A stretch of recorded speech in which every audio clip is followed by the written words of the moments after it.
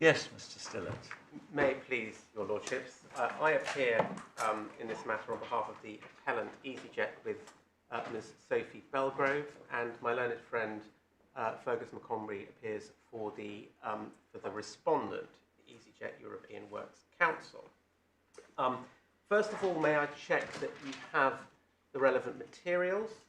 You should have a mercifully short appeal bundle, which is then supplemented by a single agreed bundle of authorities. In relation to the bundle of authorities, I hope that the court has received a replacement for tab 19, the original having had some errors in it, and an addition, which is tab 23, which was not included in the original version of the bundle. Certainly have 23, and speaking for myself, number 19, which is sort of the important one, isn't it? Yes. Begins at 348 and continues to 428. Yes, that was the case even with the previous one. The one way of checking the point is if I can invite the court to go to page 358, which we'll return to in due course, just because this is where one of the errors occurred. In the corrected version, Regulation 5.2 should read where this regulation applies, with the words, the circumstances described in paragraph 1b or 1c apply line through. If you have that version, yes, then you're in the corrected version. Yes. I'm grateful. Thank you very much. This appeal is concerned with the operation, meaning and effect of the domestic regulations relating to European Works Councils following the United Kingdom's withdrawal from the European Union. I propose to make my submissions on behalf of the appellant under the following 5 headings. First, some introductory remarks. Secondly, I propose to take the court through the EU directive from which the obligation to set up European Works Councils derived. Thirdly, I propose to say a little bit about the facts of the case, although they are not particularly relevant other than to set the scene. Fourthly, I shall take the court back to the document we've just looked at, the amended regulations, in the format where one can see what the amendments were. And finally, and fifthly, I propose to make some further submissions on the proper meaning and effect of those regulations, and in particular by reference to the practical implications of the parties' respective positions. So that's a plan, as it were, for what I intend to say to the court. Starting then with some introductory remarks. The European Works Council Directive, introduced initially from 1994 and in recast form from 2009, an EU-wide requirement for works councils to be established by employers where certain criteria as to the size and distribution of the workforce were fulfilled. That EU legislation was given effect in domestic law by the Transnational Information and Consultation of Employees Regulations 1999, and pursuant to that legislation, European Works Councils were established by employers based in the UK, where there were pan-European employment issues to be consulted upon. As a result of Brexit, for reasons we shall develop, UK-based European Works Councils cannot any longer comply with the requirements of the directive, and I'll explain why that is in a moment. UK employers of sufficient size who also operate within the EU, therefore, have become obliged to designate a representative undertaking in the EU to operate a European Works Council. And as we shall see, EasyJet has designated its German undertaking as its representative agent. Although its central management remain in the UK, Germany has been designated by EasyJet, and a European Works Council has been set up there so as to comply with the directive.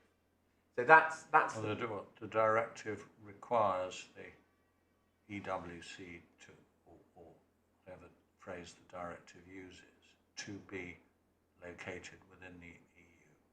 Yes, that's correct. Right. And I'll take you to it in a moment. The question raised by this appeal is as to the status of European Works Councils established in the UK prior to Brexit. And this, as we shall see, is one of the many areas where disentangling the United Kingdom from its EU-derived obligations has proved less than straightforward. The inherent difficulties in operating European Works Councils post-Brexit were highlighted by the Parliamentary Undersecretary for of State for Business, Energy and Industrial Strategy, Kelly Tolhurst, when introducing the amendments to the regulations which are the subject of this appeal on the 13th of February 2019. And I would like to take the court first to the relevant extract from Hansard, which is at tab 21 of the authorities bundle. Oh, are we allowed to? In my submission, yes, insofar as it's argued that there may be any ambiguity in the regulations. We say there isn't one, but my learned friend says there is, or at least we both say that different constructions apply, and in those circumstances, I would submit that the criteria in Pepper and Hart are fulfilled. Well, we'd better look at it for now, without prejudice to saying at the end that we shouldn't have. Yes, but perhaps the Bene Essay, we could look at it now. It's tab 21, and the relevant extract is at page 442. 3 paragraphs down, the Undersecretary says, against that background, I will explain one set of provisions about which honourable members may have concerns. And just to be clear, this was a matter of weeks before the UK faced a no-deal Brexit. So I will explain one set of provisions about which honourable members may have concerns. The Employment Rights Amendment EU Exit Regulations 2019 make changes to the rules on European Works Councils. Businesses and trade unions in the UK value the opportunity for employee engagement and consultation that the councils provide, and the government recognise and encourage those benefits. However, withdrawing from the EU without a deal will mean that the UK is no longer covered by EU rules on European Works Councils. In that scenario, it would be for the EU to give UK workers the right to be represented on the Council. It is an unavoidable and unfortunate truth that there is no way for the UK unilaterally to ensure that workers in this country retain that right without a deal. There is also no way to replicate the European Works Council system only in the UK, as their purpose is to enable cross-border engagement. That requires the same rules in all countries, which requires a withdrawal agreement. Now, just to put that in chronological context, if I may, that was on the 13th of February 2019. On the 4th of March 2019, the amendment regulations were passed, anticipating the possibility of a no-deal Brexit, which was due to occur on the 29th of March 2019. However, on the 20th of March, the then Prime Minister Theresa May wrote to the European Council seeking to extend Article 50 until the 30th of June 2019, and the EU agreed to that. A subsequent extension was then agreed to 31st of October 2019, and then finally to the 31st of January 2020. And so it was on the 31st of January 2020 that the UK left the EU and entered the transition period, and then on the 31st of December 2020, exit day under the regs, the transition period ended. Now, although there was obviously a withdrawal agreement, ultimately the withdrawal agreement did not make any specific provision for European Works Councils. And so the 2019 amendment regulations, passed in anticipation of a no-deal Brexit, remain the last word. So we read this statement with its three references to without a deal as meaning with a deal. Well, because your case is the deal made no difference, notwithstanding the emphasis here on what would happen without a deal. that's absolutely correct, my lord. Yes. So that's politically quite a substantive statement. Yes. The deal actually made no difference. It was as if we left without a deal. For these purposes, yes, my lord. Yeah. So that's the relevant chronological background. With that in mind, I wish to take you next to the directive from which these obligations arose. That, for your lordships, is at tab 16 of the authorities. You referred us to one paragraph of what Kelly Tolhurst said in the debate. Should we be looking at anything else? Well, that's the only part that either party has prayed in aid as shedding light on the intention behind the amendments. We can certainly just check if there's anything else that bears on it, but certainly that's the only passage that we intended to draw to your attention. It may be that my learned friend has others that he wishes to. Coming then to the directive, the recast version of that is at tab 16.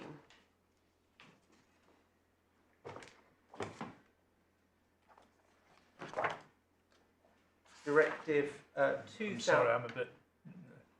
I don't want to be pedantic. No. Are we now on number 2? Yeah, quite right. No, that's not pedantic at all, my lord. I'm now turning to heading 2 of my submissions, Yes, yeah. the directive, and I'm grateful for your clarifications. Just for my note. No, absolutely. So that's relief. I'd headed it up to EU directive. So good. Well, I'm on the ball this morning. I'm grateful. So on to section 2, the directive. Directive 2009/38 EC of the 6th of May 2009 on the establishment of a European Works Council, or a procedure in community scale undertakings and community scale groups of undertakings for the purpose of informing and consulting employees. Just one point to note, because it will come up later. Your lordships will see that it then says text with EEA relevance. Now, this isn't a big point, but just to avoid confusion later, because these provisions relate to the single market, they applied to the EEA beyond the EU, so the EFTA countries.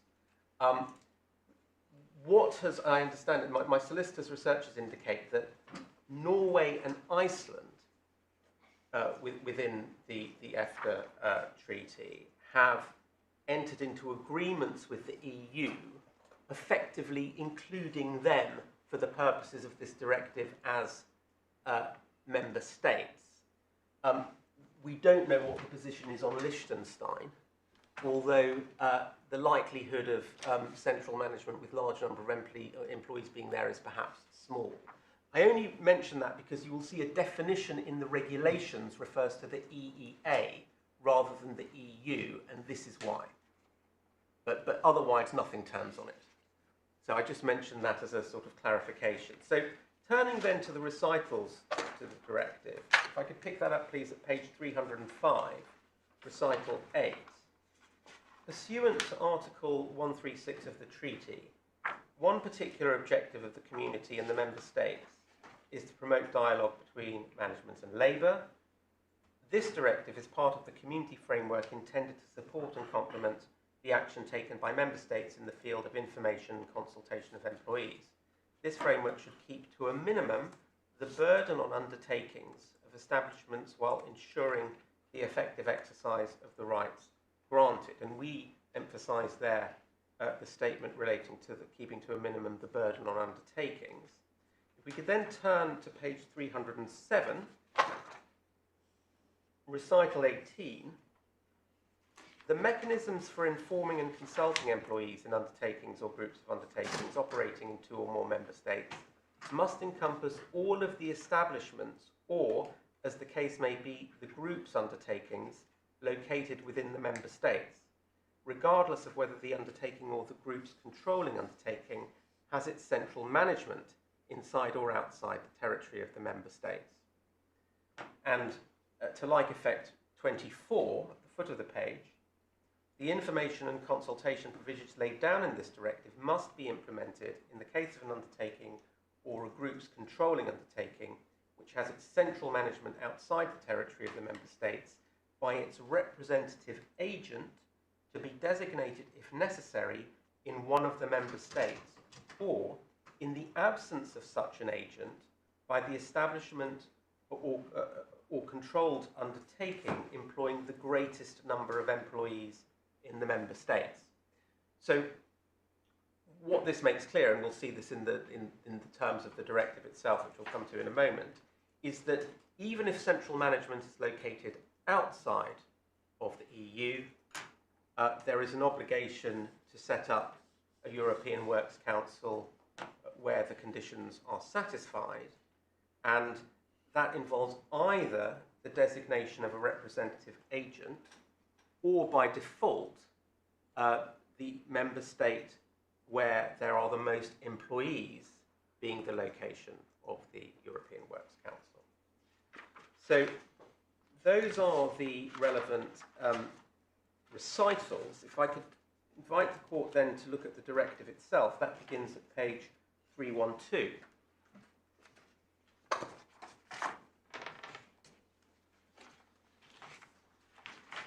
Article 1, objective. The purpose of this directive is to improve the right to information and to consultation of employees in community-scale undertakings and community-scale groups of undertakings. To that end, a European Works Council or a procedure for informing and consulting employees shall be established in every community-scale undertaking and every community-scale group of undertakings where requested in the manner laid down in Article 5.1, with the purpose of informing and consulting employees. The arrangement for informing and consulting employees shall be defined and implemented in such a way as to ensure their effectiveness and to enable the undertaking or group of undertakings to take decisions effectively. And we take 2 points particularly from Article 1. First of all, the use of the singular, a European Works Council. It's plainly envisaged that each community-scale undertaking will have a single European Works Council. That's the first point we take. The second point we take is the emphasis on the arrangements ensuring the effectiveness of the consultation and taking decisions effectively. And we submit that, again, that provision is inconsistent with having overlapping European Works Councils operating in parallel. And we'll come back to the significance of that shortly.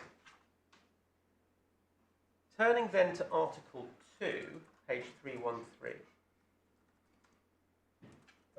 For the purposes of this directive, community-scale undertaking means any undertaking with at least 1,000 employees within the member states and at least 150 employees in each of at least 2 member states. So that's the basic criterion, the hurdle that must be overcome in order for the obligation to set up a European Works Council to apply. There are then provisions where one has a group of undertakings which are to similar effect, but that's the essential threshold condition. Moving on to Article 4 at page 315, and this is an important provision: responsibility for the establishment of a European Works Council or an employee information consultation procedure. 1. The central management shall be responsible for creating the conditions and means necessary for the setting up of a European Works Council or an information consultation procedure as provided for in Article 1.2 in a community scale undertaking and a community scale group of undertakings. 2. Where the central management is not situated in a member state, the central management's representative agent in a member state, to be designated if necessary, shall take on the responsibility referred to in paragraph 1. In the absence of such a representative, the management of the establishment or group undertaking employing the greatest number of employees in any one member state shall take on the responsibility referred to in paragraph 1. 3. For the purposes of this directive, the representative or representatives, or in the absence of any such representatives, the management referred to in the second paragraph of paragraph 2 shall be regarded as the central management. So, under Article 4.2, where central management is not situated in a member state, as we saw in the recitals, the responsibilities which would otherwise fall on central management under Article 4.1 fall either on the designated representative agent in a member state, or, in the absence of such a representative, on the management of the establishment within a member state which employs the most workers, the most employees. And indeed, under Article 4.3, that agent or management is regarded as the central management for the purposes of European Works Councils. The key point here, we submit, is that under the directive, a European Works Council can only be established in an EU member state. Either the central management is in a member state, or an undertaking within a member state is designated as the central management, or by default, the undertaking within a member state with the largest number of employees is designated. But what cannot happen under any circumstances is that a European Works Council can be established in a non-member state. And equally, we submit that, in a sense, the directive itself provides the solution to an event such as Brexit. Because once a country has ceased to be a member state, Article 4 of the directive operates to require any undertaking or group of undertakings which fulfills the criteria to establish a European Works Council in a member state, whether by designating a representative agent or by default, by reference to the management of the undertaking with the largest number of employees. So that is really the core in our submission of how the directive works in terms of where there is an obligation to locate a European Works Council. Turning then to Article 5, and I just will take the court, if I may, briefly through the key requirements of the directive. Article 5 deals with the special negotiating body. In order to achieve the objective set out in Article 1.1, the central management shall initiate negotiations for the establishment of a European Works Council. And then at 2, for this purpose, a special negotiating body shall be established in accordance with the following guidelines. A, the member states shall determine the method to be used for the election or appointment of the members of the special negotiating body who are to be elected or appointed in their territories. Member states shall provide that employees in undertakings or establishments in which there are no employee representatives, through no fault of their own, have the right to elect or appoint members of the special negotiating body. So under Article 5, there's a duty to set up or allow to be set up special negotiating bodies, which are essentially representative worker bodies who are responsible for negotiating the terms on which the European Works Council will operate. Turning on to Article 6, page 318, content of the agreement. the central management and the special negotiating body must negotiate in a spirit of cooperation with a view to reaching an agreement on the detailed arrangements for implementing the information and consultation of employees provided for in Article 1.1. And it's envisaged that agreement will be reached as to membership, protocols, process, and all the rest of it. Article 7, this relates to subsidiary requirements. In order to achieve the objectives set out in Article 1.1, the subsidiary requirements laid down by the legislation of the member state in which the central management is situated shall apply. Shall apply where the central management and the special negotiating body so decide, where the central management refuses to commence negotiations, or where after 3 years they're unable to conclude an agreement. So essentially, the subsidiary requirements provision provides default rules for how a European Works Council will operate, and those are set out in Annex 1 to the directive, which is at page 325. If I could briefly take the court there. Subsidiary requirements. So these are the sort of default rules, the default processes that apply. In order to achieve the objectives set out in Article 1.1, and in the cases provided for in Article 7.1, the establishment, composition and competence of a European Works Council shall be governed by the following rules, and various rules are set out. The most significant one, perhaps for present purposes, is C. The members of the European Works Council shall be elected or appointed in proportion to the number of employees employed in each member state by the community scale undertaking or community scale group of undertakings, by allocating in respect of each member state 1 seat per portion of employees employed in the member state amounting to 10% or a fraction thereof of the number of employees employed in all the member states taken together. So absent agreement to the contrary, essentially a proportionate representative provision will apply by default.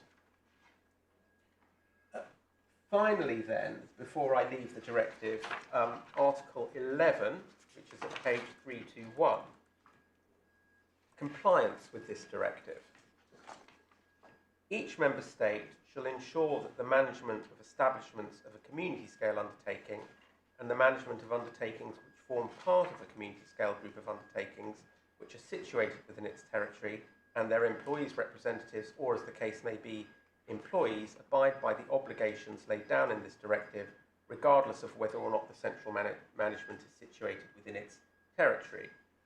Member states shall provide for appropriate measures in the event of failure to comply with this directive. In particular, they shall ensure that adequate and administrative or judicial procedures are available to enable the obligations deriving from the directive to be enforced. So that was the obligation pre-Brexit to ensure compliance with directive through domestic legislation and to have enforcement provisions. As we shall see in this case, enforcement was left to the CAC and in other cases to the EAT. So that's what I wanted to take the court to in the directive. The key point being, it is absolutely fundamental, we submit, to the regime under the directive that a European Works Council may be located only in a member state. So that's the directive. I turn then to my third heading, which is turning briefly to the factual background of this case. And for that purpose, it's, I think, simplest if I take the court to the decision of the CAC in this case, which set out some of the relevant background. As I say, I take this only, we're dealing with a point of law in this case, but it, I think, helps to see how the issue arose. Is there any dispute about the narrative as set out in the CAC's decision? I am not aware of any. It's, I think relatively uncontroversial, but again, my learned friend will tell me. I see him shaking his head. So I understand that there isn't a lot. if I could pick that up in the Court of Appeal bundle, core bundle at page 89, please. Yes. At paragraph 3, EasyJet is the ultimate. EasyJet UK is the ultimate controlling undertaking of a corporate group operating in the aviation sector across Europe. The coronavirus pandemic, which began in early 2020, had a significant impact on the employer, along with other businesses in the aviation sector. On the 18th of May 2020, the employer made a regulatory news announcement to the market on capacity, fleet and cost structure plans, in which it stated that it would shortly launch an employee consultation process on proposals to reduce staff numbers by up to 30%, reflecting the reduced fleet, the optimisation of our network and bases, improved productivity, as well as the promotion of more efficient ways of working. We will launch the consultation process in the coming days. It is common ground between the parties that prior to 11 p.m. UK time on the 31st of December 2020, EasyJet UK was required to comply with the subsidiary requirements contained in the schedule to the regulations. It's also common ground between the parties that exceptional circumstances existed on the 28th of May 2020, creating an obligation to comply with paragraph 8 of the schedule. Paragraph 8 reads as follows: where there are exceptional circumstances affecting employees' interests. You don't have to read it No, out well, unless it's a particular line or two you want to focus on. Understood. I will take the indication from my lordship on that. Just to highlight then the key points. If we could turn over the page to page 90, we see the complaint which came before the CAC was dated the 15th of March 2021, and it's then set out. We rely upon at the foot of the page the last annual meeting of the EWC, pursuant to paragraph 7 of the subsidiary requirement, was held on 14th of January 2020. As of the date of complaint, no further annual meeting has been held despite requests by management to organise the meeting. Now, just pausing there, therefore that element of the complaint relates to the failure to hold an annual meeting in January 2021, i.e. after exit date.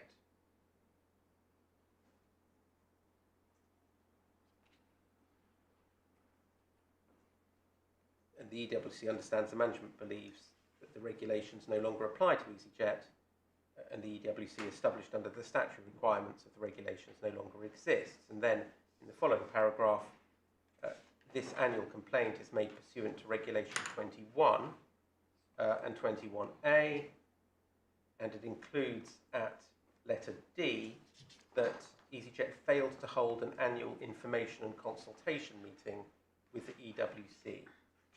And if we turn over the page, page 92, we see that at paragraph 5, in its response, the employer submitted the CAC had no jurisdiction to hear these complaints. The employer said that by enacting paragraph 6 of para 1 to schedule 2, the amendment regulations, Parliament has exercised its sovereignty to provide that particular provisions of legislation no longer had any application to such an undertaking. And then at paragraph 8, and this just deals with the steps that EasyJet have taken to comply with the directive at page 93, the employer said that EasyJet UK was the ultimate controlling undertaking of a corporate group operating in the aviation sector between 2011 and 2020. EasyJet was required to comply with the requirements in the schedule to the regulations. The employer said the board of EasyJet UK had approved the following resolution on the 11th of November 2020. After due consideration, it was resolved that the German branch of EasyJet UK Limited be appointed as the representative agent. So that's how EasyJet responded in anticipation to exit day, by appointing the German branch as a representative agent so that it would establish a European Works Council in Germany, thereby complying with its obligations under the directive. If we go on, we see at page 95, the first full paragraph. The employer said that since 11 p.m. on 31st of September 2020, EasyJet Deutschland has taken steps towards the establishment of European Works Council operating under German law. The employers said that EasyJet UK and EasyJet Germany were both committed to the representation of not only UK, but also Swiss employees on its future European Works Council operating under any new European Works Council agreement concluded under and governed by German law. So what is in train in Germany is that by agreement, not only employees in member states of EasyJet, but also employees outside the EU, and specifically in the UK and Switzerland, will have representatives on that European Works Council.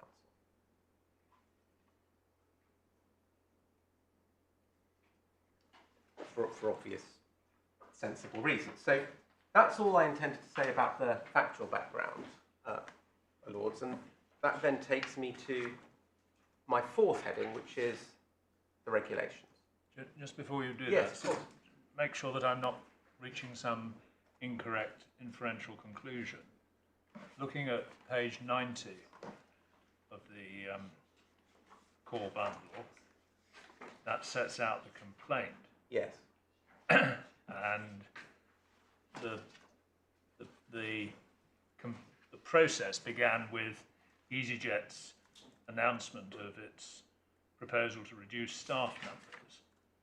And there's reference to communication in between June and August of 2020, and then further efforts between September and December, presumably 2020, in relation to proposed consultation.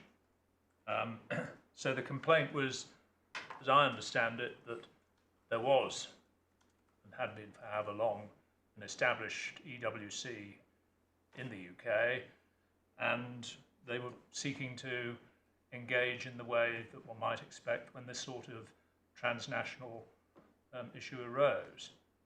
That's correct. Yeah, Lord, absolutely. Yeah. Yes. And it's not, I'm sorry to interrupt, No. it's not simply that they were complaining that there hadn't been an annual meeting No. after Brexit. No, and absolutely, your Lordship's entirely correct about that. The only reason I drew attention to that aspect is because that aspect brings sharply into focus the question of whether post-Brexit there was any obligation to have a European Works Council at all. Yeah. Which is the sort of pure point of law that arises in this case. But no, you're quite right. There were complaints about matters that had preceded that. Turning then to the regulations. So, pursuant to its obligations under Article 11 of the directive, the United Kingdom implemented the 1999 regulations, which came into force on the 15th of January 2020. Now, those regulations were amended by the Employment Rights Amendment EU Exit Regulations 2019, which is what were the subject of the Hansard extract, which I took the court to. And just first to look at the actual amendment regulations briefly themselves. That's tab 23 of the bundle.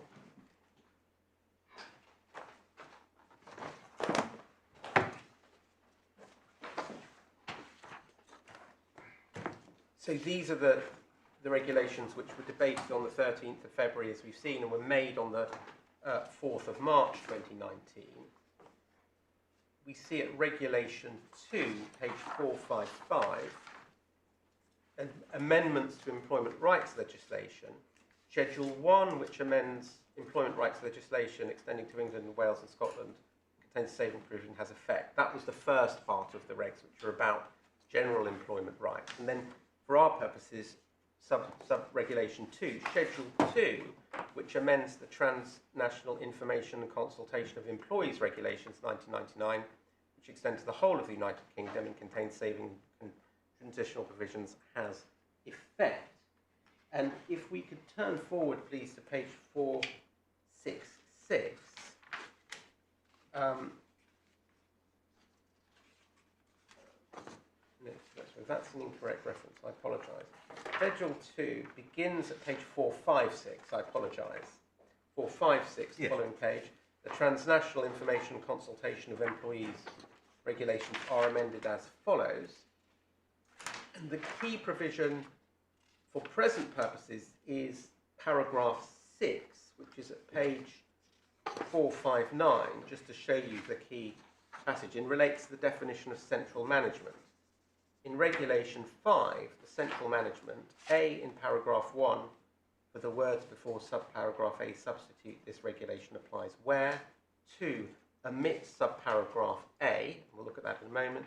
3, omit the words and the central management initiates to the end. B in paragraph 2, for the circumstances described in paragraph 1B or 1C apply, substitute, the regulation applies. So that's the amending regulation, but that makes a lot more sense if we look at it in the marked up version of the full regulations, which is at tab 19. And this shows, and I'm grateful to my learned friend and my learned junior for having carefully checked, this shows precisely how those amendments play out in terms of the 1999 regulations. So, beginning at page 353,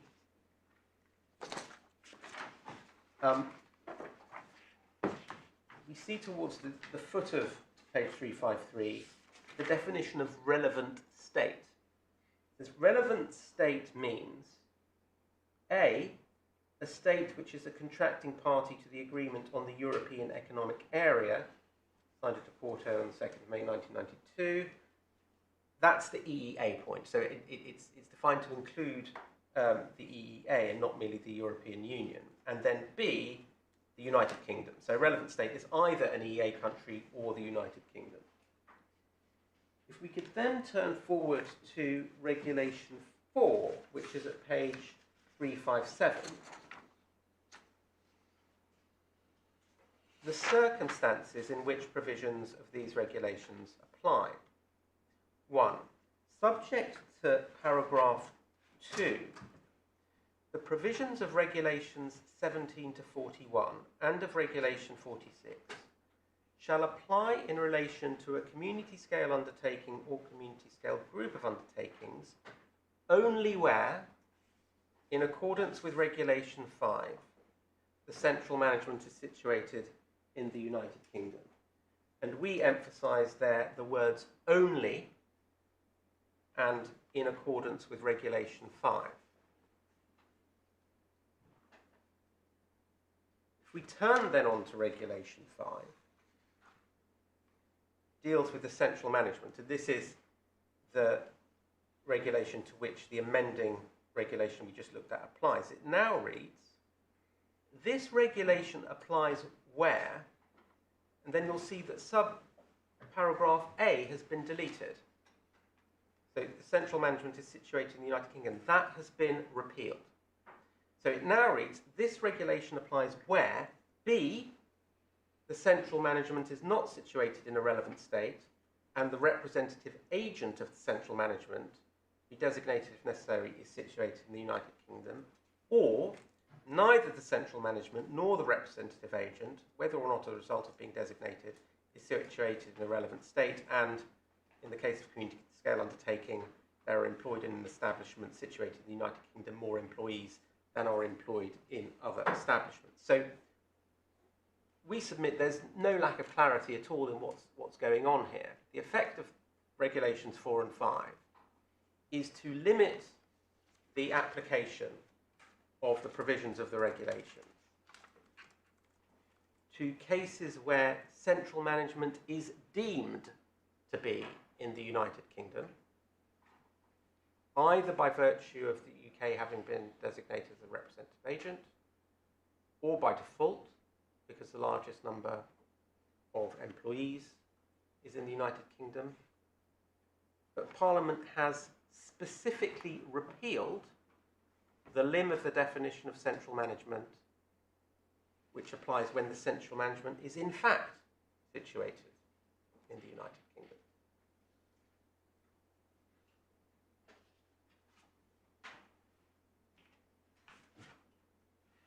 And lest there be any suggestion that that was a sort of slip of the pen or something of that sort, it's relevant to look at Regulation 5.2, because in unamended form, it says, where the circumstances described in paragraph 1b or 1c apply, the central management should be treated as being situated in the United Kingdom. So, as originally drafted, that was a reference only to the deeming provisions, only the deemed central management provisions. But as amended, the reference to 1b and 1c has been removed because it's odious, and it says where this regulation applies, the central management shall be treated for the purpose of these regulations being seated in the United Kingdom. In other words, that reinforces our submission that the amendment of this regulation was intended to confine its application to where central management is deemed to be in the United Kingdom.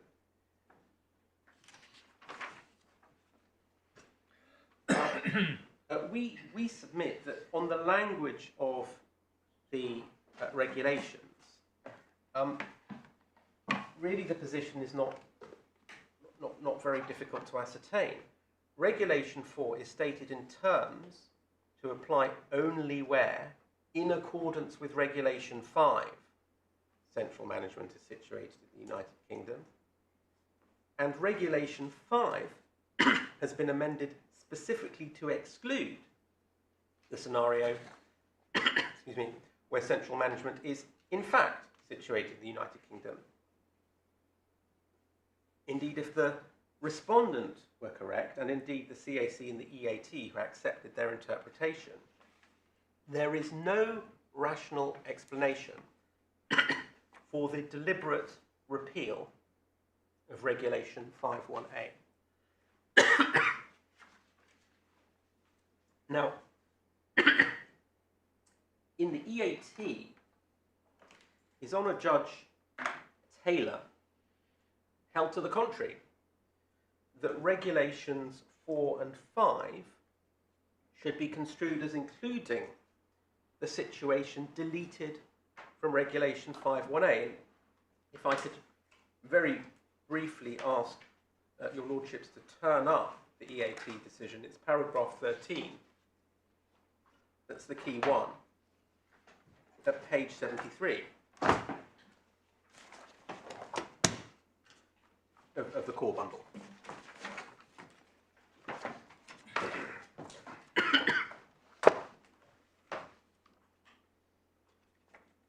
His Honour Judge Taylor says at paragraph 13, I consider that this appeal can be determined by construing the natural and ordinary meaning of the words viewed in context to reach a sensible result. Regulation 4.1 of amended TICER states in terms that the relevant regulations apply to central management that is situated in the United Kingdom.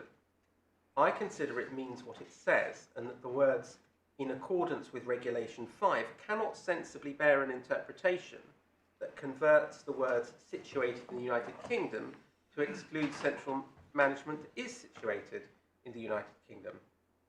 That construction would not accord with common sense.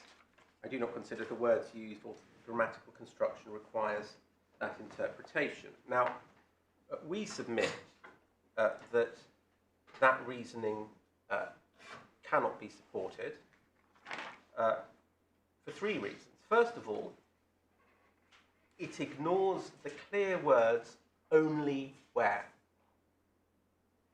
Clear words of limitation in Regulation 4.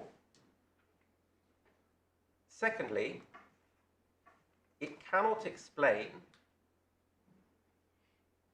the repeal of Regulation 5.1a, which would have been wholly unnecessary if that argument were correct.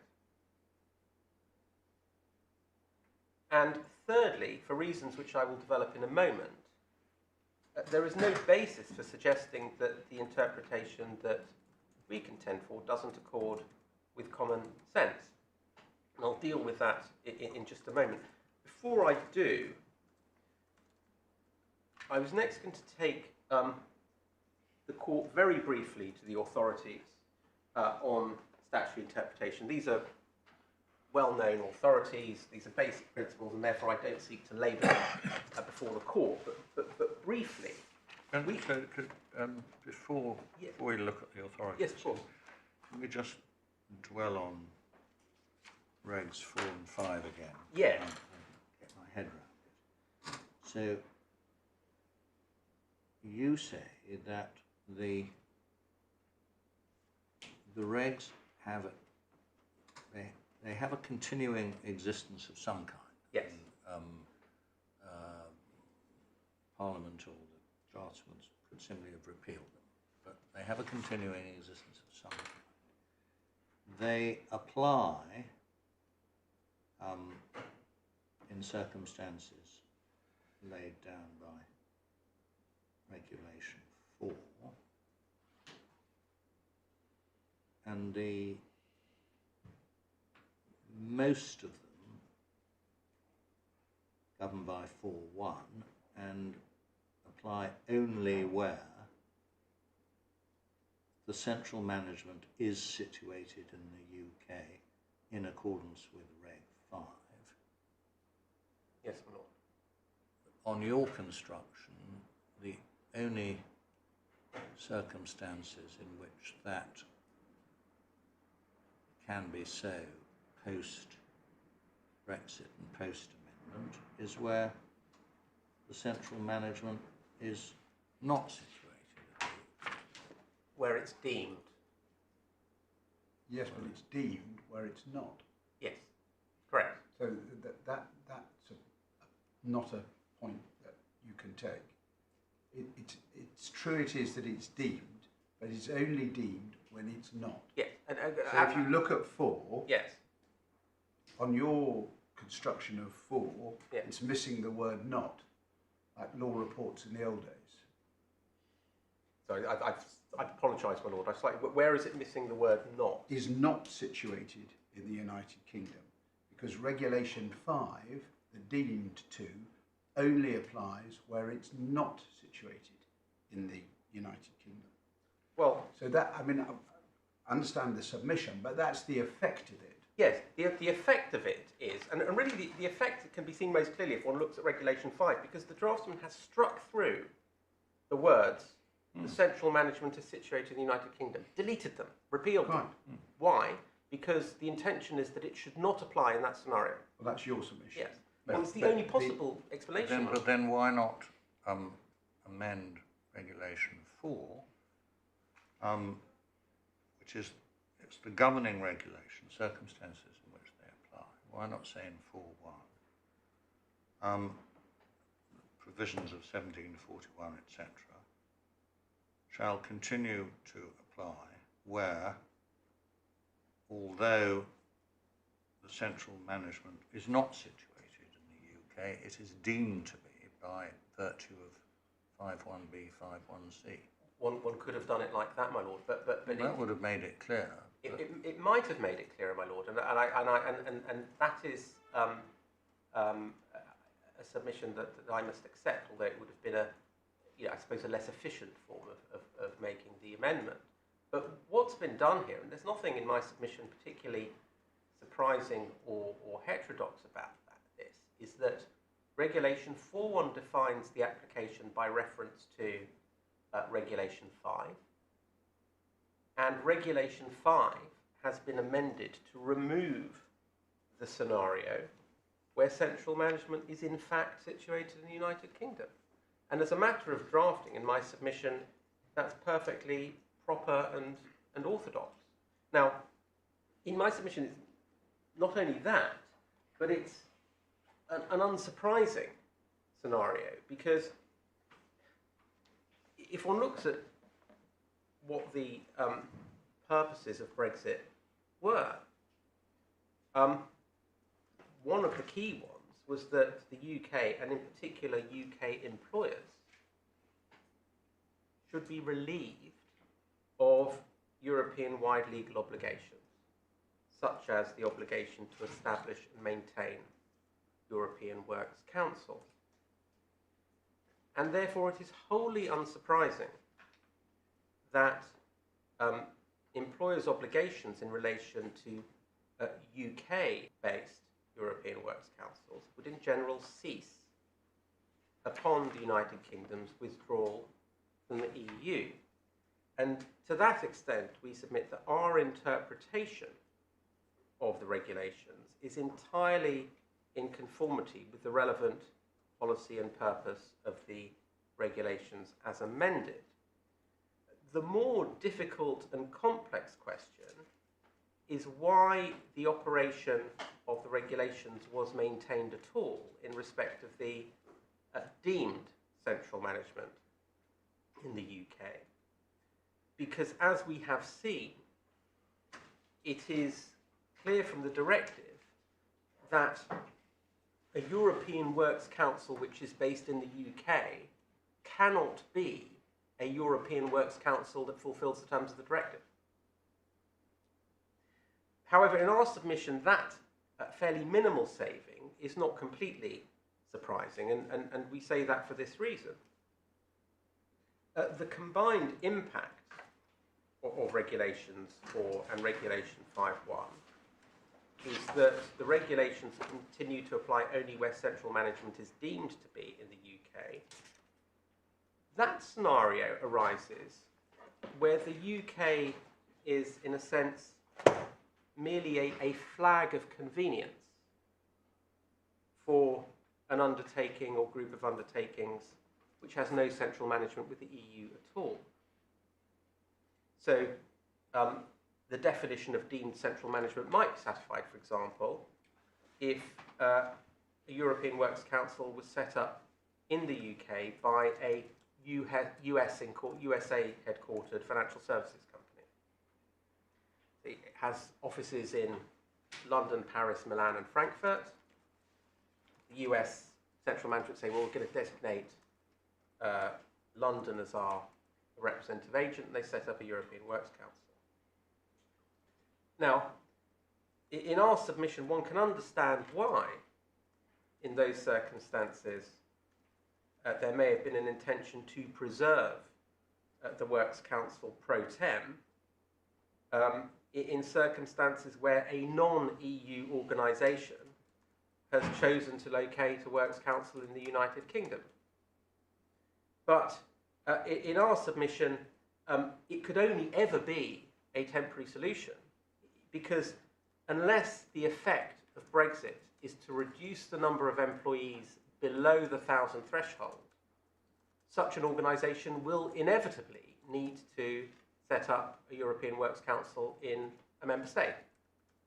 So, any way one looks at these regulations, what is left is an odd scenario. There is no way of looking at this which makes, as it were, long-term sense. But we submit the best sense that can be made of it is to say that in terms of UK employers, Brexit means Brexit. They're no longer bound by European employment legislation. And that's why not repeal the regulations. Well, Parliament sovereign can do anything it likes. That might have been an option, but in our submission, it may well have been to for purposes of comity with overseas employers, non-EU employers, who were not to be immediately disrupted by these reforms. That would be a transitional provision. Well, this is substantial. Well, in my submission, it can only be, whatever way one looks at this can only be a transition provision, because inevitably, where an employer is caught by the directive, they will have to do, as EasyJet has done, they will have to set up a representative agent in another member state, and that is where they will need to operate. I was thinking more of your example, which is a good one, of an American company. They would need to do the same. They would need to do the same. The only scenario in which they would not is if the effect of Brexit is that their number of European Union employees falls below 1,000. So everybody would need to do it. So at the moment I'm struggling to understand why there's a need to keep it even for the deemed to management. Well, It's a transitional provision. We agree, but And as you said, all of this came in as a result of the anticipation of no deal. Yeah. No deal, no transitional provisions, curtain down. So in a curtain down situation, why on earth, if it was the intention to scrap them, the existing ones, why not just say that? Well, in my submission, it is explained by this. If the thinking was UK employers no longer under this EU obligation, but where foreign employers have, as it were, used the UK as a flag of convenience, where to locate this, the council should consider at least pro tem. It may well be, of course, that all this was not properly thought through, because in February to March 2019, when the UK was on the precipice of a no-deal Brexit, and various regulations were being rushed through Parliament so as to avoid the more egregious consequences of that scenario. The full implications were not worked out, and it may be that in practice, the effect of the preservation of the deemed central management scenario is very limited indeed. And in my submission, it would not be at all surprising that in February to March 2019, this was not the best thought through legislation. But we submit that what is absolutely clear is that the intention was to end the domestic obligation to maintain a European Works Council in the UK where the central management was in the UK. That is the only possible explanation for the repeal of Regulation 51A. That's what the amended regulations say in plain terms, and it's consistent with what the general purposes of Brexit were seen to be at the time. But to maintain it in other circumstances, But to maintain where the central management is not situated in the UK, and to do so under a regulation which says that the main bulk of the regulations only apply when the central management is situated. Yes, well, in my submission, that does seem a surprising and rather recherche goal, although it can be explained by reference to this desire not to prejudice. After all, at the time of Brexit, the whole idea was that non-EU countries would be inwardly investing to the UK and all the rest of it, and to disrupt their arrangements was not seen as a good thing. But the alternative, if I may say so, is even more bizarre. Because if I'm wrong about this, and this leads us to the fifth heading of my submission, if in fact it was intended to maintain the obligation where central management is into UK, contrary to the clear statutory language, that would lead to a wholly unworkable situation. Because an employer such as the appellant in this case would be obliged to run 2 European Works Councils in parallel simultaneously on an indefinite basis, negotiating over the same things.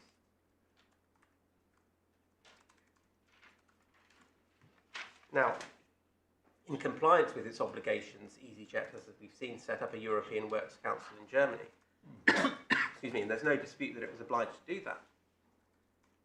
But that being the case, the only possible result of the respondent's interpretation is it remains indefinitely obliged to continue to operate a second European Works Council in the UK.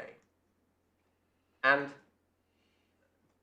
that would be, ironically, in a number of respects, wholly inconsistent with the terms of the directive, because the recitals to the directive, as we've seen, make it clear that it's designed to keep to a minimum the burden on undertakings or establishments. That's recital 9. Article 1.2 of the directive states that there should be one European Works Council for each community scale undertaking. And Article 4.2 requires that where central management is outside the European Union, a European Works Council must be set up within a member state. So the alternative to what we submit is something that would be obviously unworkable and burdensome. The amended regulations, I mean, I understand the original regulations introduced to comply with the directive. The amended regulations, the ones we've been particularly looking at, designed to cater for the position where the United Kingdom is no longer part of the EU, and so no longer subject to the EU directive. It isn't, but the employers are. And that's the key point. So the Sorry, say again. So the United Kingdom isn't subject to the directive. No. It can do what it likes. Right. But the employers who have pan-European businesses remain under obligations under the directive. If they're operating in... If they're operating in several countries, like EasyJet. Yeah. And so the impact of the interpretation contended for by the respondent is that effectively the United Kingdom was opposing an additional and in some respects inconsistent set of obligations on UK obligations by tying them up in additional red tape.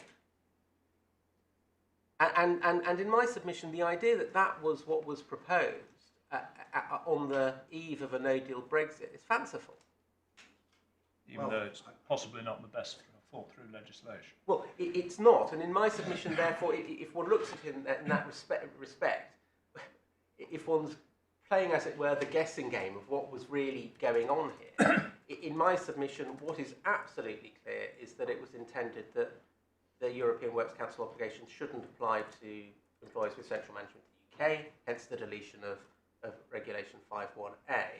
What's less clear is what was being considered in terms of the deemed employer situation. And it's fair to say that it's difficult to see what practical effect that had. But that may well have been simply because this legislation, along with all the other legislation being reduced under time pressure in very pressed political and constitutional times, was not thought through to the last. I thought that was the purpose of the extension. I thought the purpose of the extension from March through and ultimately to December, January in fact, was to ensure that things weren't. Well, my so lord, there was another 10 months for the legislature to consider these sorts of points. well, my lord, and that is absolutely, I must accept that. But of course, no further legislation was introduced. This was introduced before the extension was granted. Yeah, no, I understand that. No, And so what the government might have is gone back and looked at this. And, hang on a minute, this doesn't work very well. Let's either include within the withdrawal agreement specific provisions on European Works Councils, or re-amend the legislation so it makes a bit more sense. But they didn't do either of those things. Understand that. Can you just take us through again the situation, what it is? Sorry. Can you explain again in what situation the obligation to maintain an EWC remains? It seems to be that where central management is situated in, let's say, the USA, third-party state. So, pre-Brexit, the multinational concerned had to appoint a representative agent, and it chose the UK. Why did the draftsman say, in those circumstances, possibly for a very long time, because it's not a transition provision, the EWC must continue to operate in the UK? Well, as I've indicated, the best answer, the best rationale that can be given for that was that in circumstances where, as I put it, the UK's been used as a sort of flag of convenience for the multinational, the effect of Brexit shouldn't operate to bring the cessation of the Works Council that's been set up, so it preserves it for that limited purpose.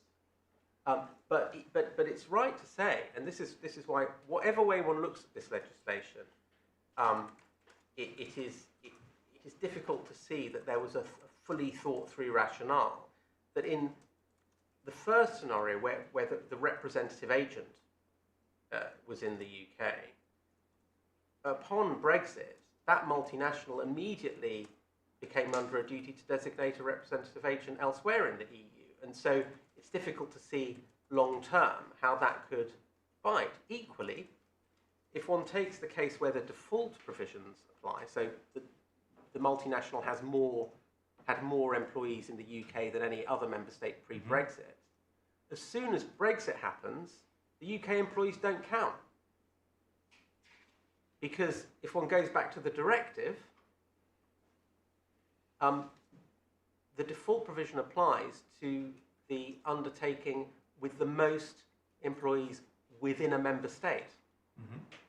And so either way one looks at it, it's a strange beast. The only scenario that applies where one can see that a new obligation wouldn't arise in that way, as I've indicated, is where the multinational has a lot of employees in the UK, has smaller numbers in member states, mm-hmm. and the impact of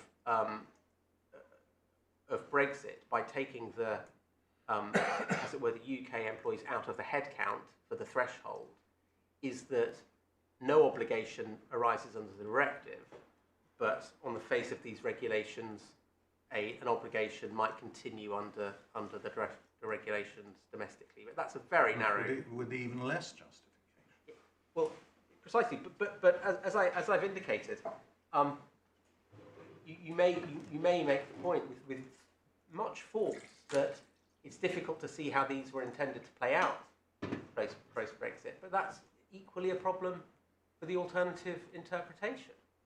The difference with the alternative interpretation is it requires ignoring the plain words of the regulations, and in particular, ignoring what must be taken to be the deliberate and express deletion of Regulation 5.1a. Right. So that really, in a nutshell, is the submissions. Just before I finish, I wanted to just briefly go to three authorities, but very, very briefly. It may be that you have quoted them in your skeleton. Yes, I mean sufficiently. People tend to quote the old favourites on statutory interpretation, and sometimes it isn't necessary to go to the case, but yes. Leave that to you. Oh, I'm grateful. Let me just double check that point. The three I was going to go to. Of course, if you've got a case on the meaning of only where, then that may be different. But I think my Lord's point is a good one. It's just a general point. If you're looking at what Lord Reid said in Pinner and Everett, or what Lord Diplock said in Newport Steels and Searles. Well, I'm grateful for that indication. We don't necessarily need context unless you think. Understood. All I would say is if one looks at what Lord Diplock said in Newport Steels and Searles, where he says that the court should resist phrase. I'll find it. Should resist interpretations where the plain meaning says one thing, but it would be inexpedient in some way. That is constitutionally the court trespassing on Parliament's role. And in our submission, if one looks at what the EAT did in this case, in my submission, that's precisely what the EAT did. It, rather than focusing on the words used, it approached the matter from what the EAT felt was a more sensible or expedient interpretation. And that is what Lord Diplock says in terms one shouldn't do in Duport Steele's and Sirs. The two points I should take the court to beyond that. First of all, just looking at the regulations which have been preserved, if we could turn back to tab 19.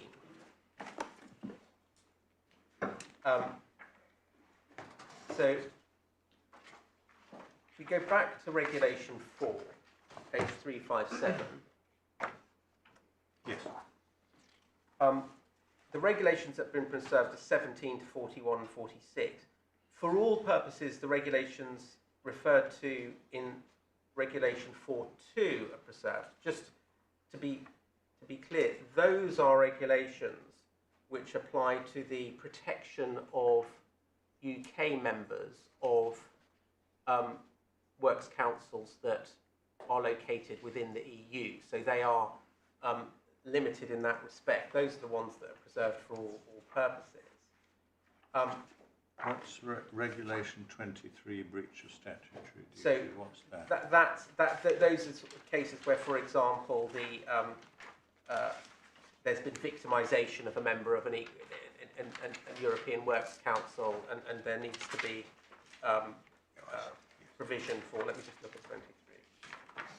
Yes. Yes, that's to do with confidentiality, I think. Again, these are secondary provisions, but to be clear, the savings in Regulation 4.2 all relate to protections and remedies which apply to members of European Works Councils which are not based in the UK. Thank you, that's very helpful.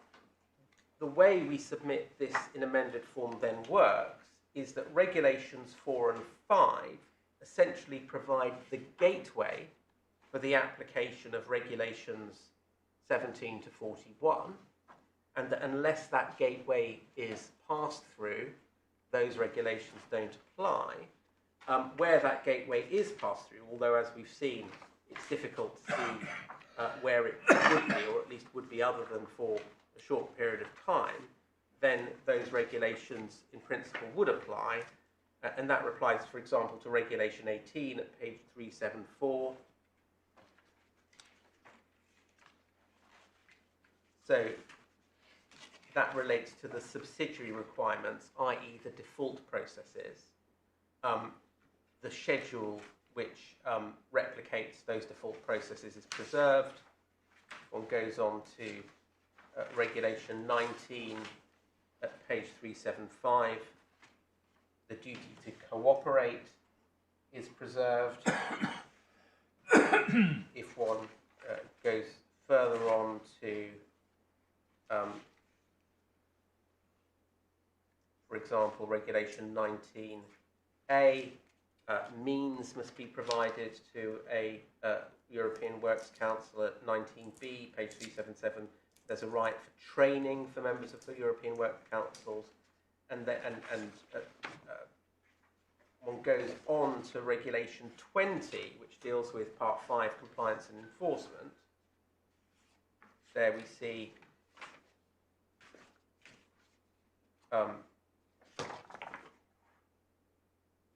20A1, in this regulation, the central management and the special negotiating body are referred to as the parties. A complaint may be presented to the CAC by a relevant applicant who considers the parties have reached agreement before exit phase, and so on. But critically, though, it's central management as defined. And that's why we say the gateway provisions in 4 and 5 have to be passed before all of this remains in play. They've gone to the trouble of amending both Regulation 20 and Regulation 21 to identify the setting up of an EWC, and then in 21 disputes about its operation by reference to the position before exit day. Indeed, indeed. So again, on the face of that, wouldn't that suggest that those doing the amending thought that EWCs had a life after exit day? Well, I think that they did to some extent. I mean, what is, I think, clear from these amendments is that, and this is, I think, common ground, that there's no suggestion that a duty to set up new EWCs would ever arise. I understand that. Yes. But that doesn't arise in this case. We're talking about existing EWCs. Yes. And on the face of it, I would have thought these amendments rather suggest that if you can demonstrate the position as at exit day, then you continue to have rights under these regulations. But only if you pass the threshold of regulations 4 and 5. But that goes back to the point. It's quite a rigmarole for your transitional provisions for American companies. Yes. I mean that would be that would be the observation, I think. And the final point I would make on that, which is in line with what my Lordship has put to me, is that the respondents pray in aid the explanatory memorandum, which we accept is more consistent with their interpretation. That is at page 429, that's tab 20 of the authorities bundle. The explanatory memorandum indicates that existing European Works Councils can continue to operate. Which paragraph? If one looks at paragraph 7.4, 7.5 and 7.6. But what we say about that is three things. First of all, we say that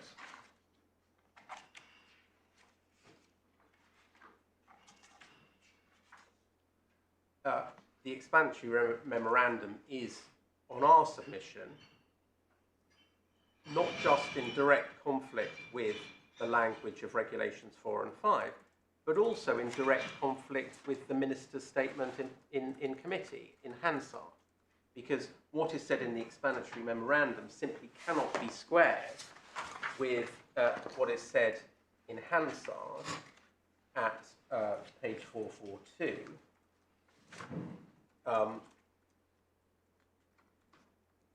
which says that it would be for the EU to give workers the right to be represented on the councils. It's an unfortunate and unavoidable truth that there is no way for the UK unilaterally to ensure that workers in this country retain that right without deal.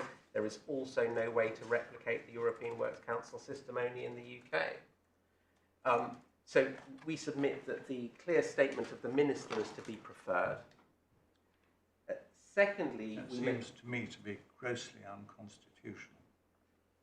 Is there any case in which, following Pepper and Hart, it has been held that a minister's speech in Parliament can be used to contradict what is set out in an explanatory memorandum prepared for the Joint Committee on SIs as to what the regulation means? Well, my Lord, I'm not aware of one, but in my submission, with greatest respect, that puts the matter the wrong way round.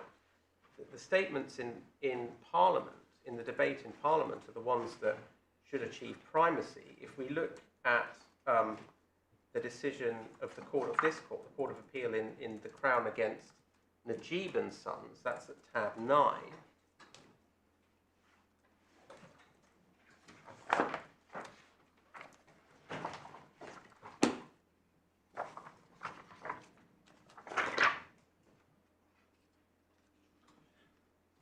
At paragraph 30, Lord Justice Leggett says, this is page 165,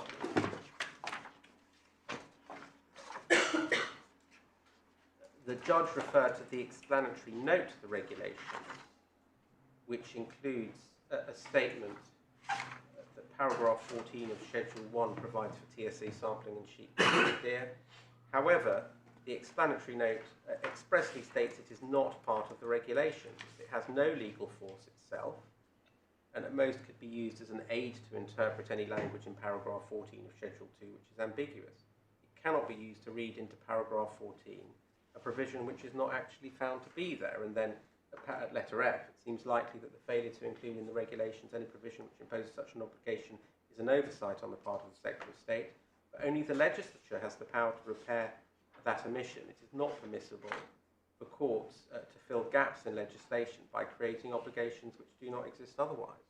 So I'm not suggesting that the explanatory memorandum cannot be referred to in this context, but in my submission it doesn't have the force of the debate in Parliament. And indeed, on that point, if I could also take your Lordships to tab 6 of the Authorities Bundle, the Crown on the application of Westminster City Council against the National Asylum Support Service. This is Lord Steyn. We go to page 111. He refers at paragraph 4 to explanatory notes, and just above letter C says the text of such notes are prepared by the government department responsible for legislation. The explanatory notes do not form part of the bill, are not endorsed by Parliament, and cannot be amended by Parliament. And if one goes over the page, page 112, just below B, Lord Steyn says, insofar as the explanatory notes cast light on the objective setting or contextual scene of the statute and the mischief at which it is aimed, such materials are therefore always admissible aids to construction. They may be admitted for what logical value they have. And then 6, if exceptionally there's found in explanatory notes a clear assurance by the Executive to Parliament about the meaning of the clause or the circumstance in which a power will or not be used, that assurance may in principle be admitted against the Executive in proceedings in which the Executive places a contrary contention before the court. That reflects the decision in Pepper and Hart. What is impermissible is to treat the wishes and desires of the government about the scope of statutory language as reflecting the will of Parliament. The aims of the government in respect of the meaning of clauses as revealed in explanatory notes cannot be attributed to Parliament. The object is to see what the intention expressed by the words enacted. So in my submission, if one's looking at the question of primacy, a statement by the Minister in the context of the parliamentary debate ought to be treated as having more weight, or at any rate as casting doubt on whether any proper weight can be placed on the explanatory memorandum. This isn't an explanatory memorandum to a bill. This is an explanatory memorandum to a set of regulations in which first the Joint Committee on SIs and then members voting, since it was subject to the affirmative proceeding, are being told, in effect, what is the significance of these regulations? How big a change is being made? And the respondent draws attention to the fact that the explanatory memorandum said one thing quite clearly, and you're saying that pursuant to Pepper and Hart, it is permissible to refer to the minister's speech in debate as proving that the explanatory memorandum, no doubt unintentionally, was grossly misleading. Well, I'm not sure I'd put it in quite those terms. The way I would put it is that it's in trying to ascertain what the government, what the Parliament was intention was, which is constitutionally the test. It is at the very least of relevance, and in my submission ought to be given due weight. I also make this point, which is that we are again, and this is a point we've touched on already, we are again in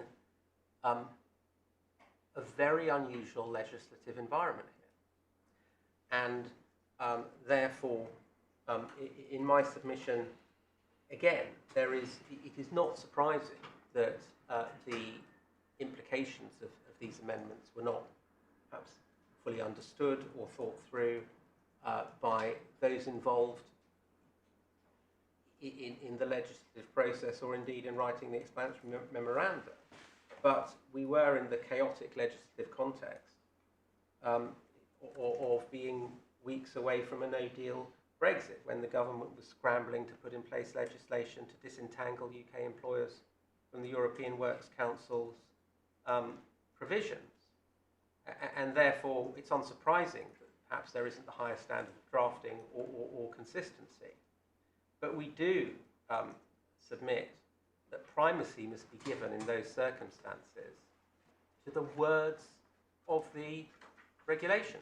Oh yes, you're right about that. What I was taking you to task about is yes. your reliance on the minister's speech. If you're right, and obviously, basic legal doctrine, you don't need Lord Reed or Lord Diplock or anybody else to say, if the meaning of the regulations is clear, then that's the end of it.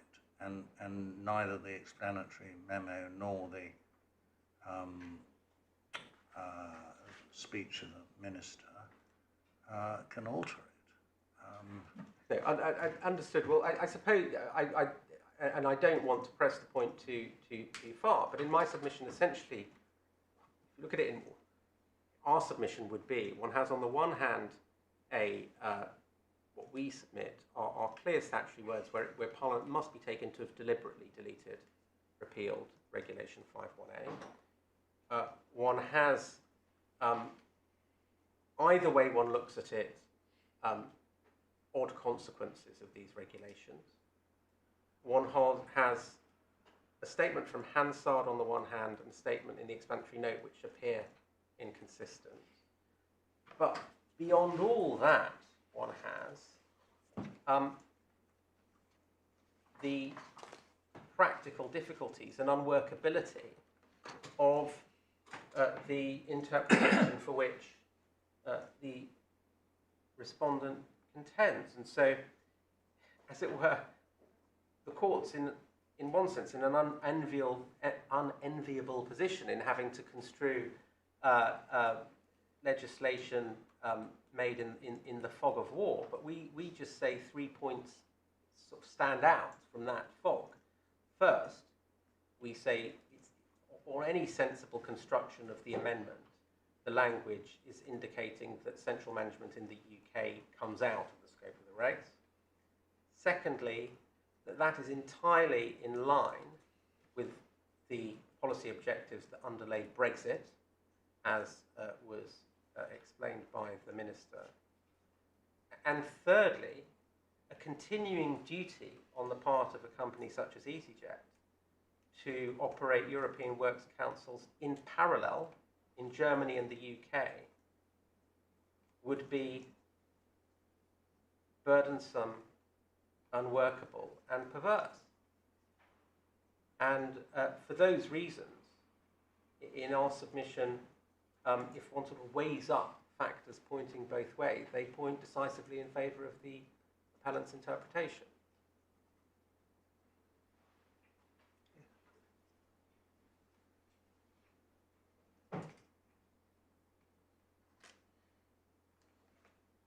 Yes, I mean, I should on that latter point. I mean, this may be stating the obvious, but just to be crystal clear, if I can just, before I sit down, we give some examples at paragraphs 28 and 29 of our skeleton argument. But just to be clear about why it would be so unworkable. First of all, where one has two consultation bodies consultating separately and in parallel on the same thing, it's simply impossible to see how that can be a productive, rational consultation process, because they're ships that pass in the night, and that is an impracticability. It's a bit like for example, why under the domestic legislation of the trade union recognition, one can only have one recognition agreement, because otherwise one's got these two parallel contradictory processes. There are also specific examples where a situation would be problematic. Paragraph 29, we make the point that the UK EWC, if there is one, and the German European Works Council might reach different and conflicting views on the confidentiality of certain information. And the way the European Works Councils operate is that they have provisions as to what's to be kept confidential and what isn't. Now, the same representatives may be on both Works Councils, one would perhaps expect them to be. How are they supposed to operate if they're told by the German Works Council that the information is confidential, but by the UK one that it's not, and therefore they're under duty to disclose their members? So the suggestion that this is burdensome, unworkable and perverse in our submission isn't in terrorem. It is a very, very real problem. And in my submission, where this court is weighing up the rival interpretations, if one gets to that stage, given the plain language, that must weigh in our submission heavily. My lords, unless I can assist you further, those submissions on behalf of the appellant. Thank you very much, Mr. Stillett. Yes, Mr. McCombie. My lords, I would first propose to pick up one or two other points from the directive before moving on to the way in which that was transposed into UK law on the unamended version, and then dealing with the amendments and some points arising from the amending regulations themselves, before then going on to the explanatory memorandum. So in relation to the directive, which is at tab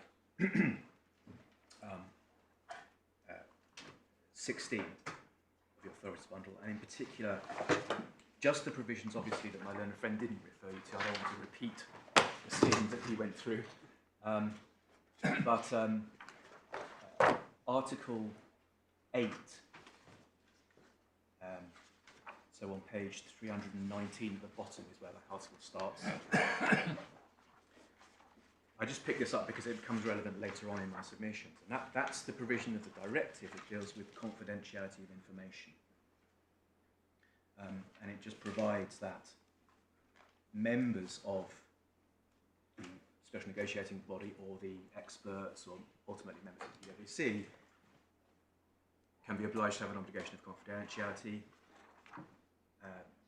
That obligation continues to apply at the top of page 320, shall continue to apply wherever the persons referred to in the first and second paragraphs are, even after the expiry of their terms in office. So it's clear that it's quite a wide-ranging obligation of confidentiality upon them. And then paragraph 2 relates to the provisions within national legislation that such duties can be enforced and subject to, so a member state may make such dispensations subject to prior administrative or judicial authorization.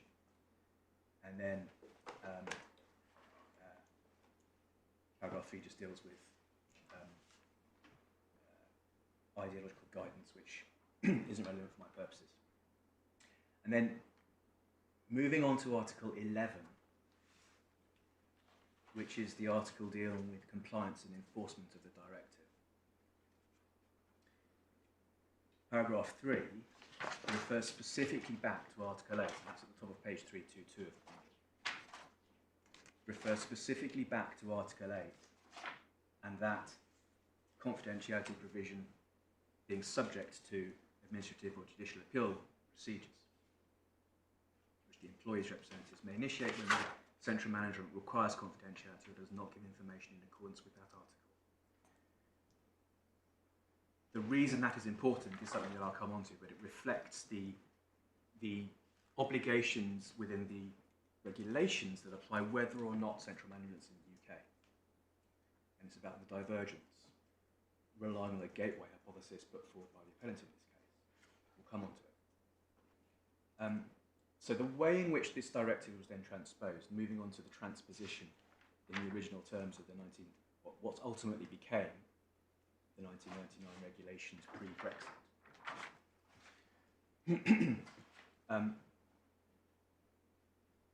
The scene, therefore, is that the regulations are required to recognise the circumstances in which the central management will be in the UK for the purposes of the directive. That's what the scheme of the directive requires. As originally drafted, and I use tab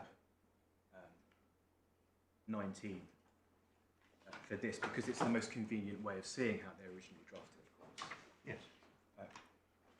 Regulation 4 applied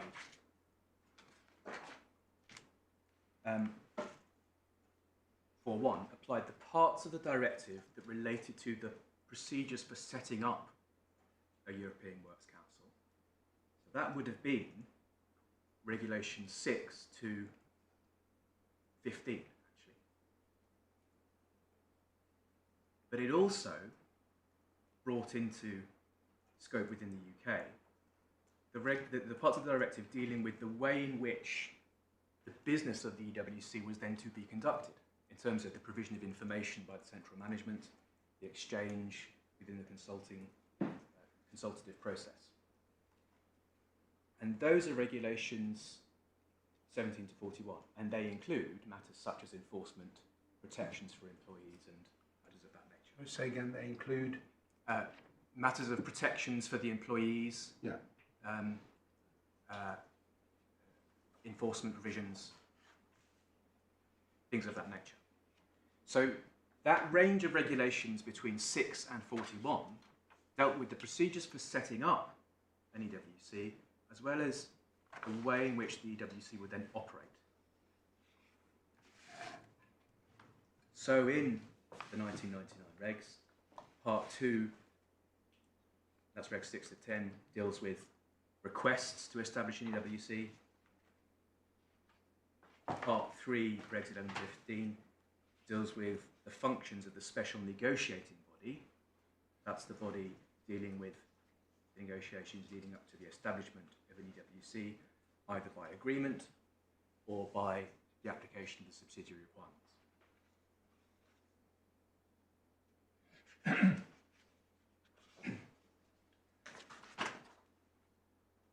And in that context, just going back to Regulation 4, it makes sense that the idea of the regulations only applying where central management is located in the UK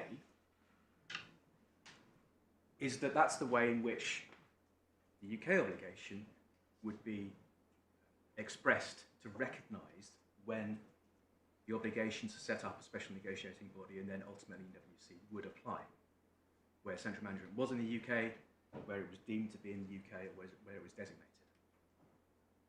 That is why the Regulation 4.1 was drafted as it was originally, and why Regulation 5 to spell out the ways in which the directive would say that the obligation fell on UK central management or an entity in the UK. The effect of the amendments is that the parts of TICER which deal with requests to set up an EWC have been entirely repealed, and that's common ground, because everybody says no new requests can be made to set up an EWC. And which regulations are those? So those would be parts 2, 3, and some of part 5, regulations 7 to 16. Thank you. And in fact, most of 17 has been deleted as well because it wouldn't apply. So that's common ground. Yes.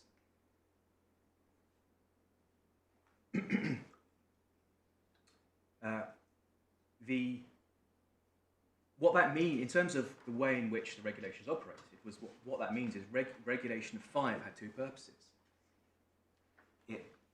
The original version. It spelled out the substantive duty on the central management, Regulation 5.1, to set up the EWC. And that's defined generally in Regulation 5.1. But Regulation 5.1, as the original version, does not deal with the duties that are applicable once it's been set up. Because the original text says, simply, central management shall be responsible for creating the conditions and means necessary for the setting up of a European Works Council or an information or consultation procedure in a community scale undertaking or community scale group of undertakings. That deleted part of Reg 5.1 does not deal with the continuing operation.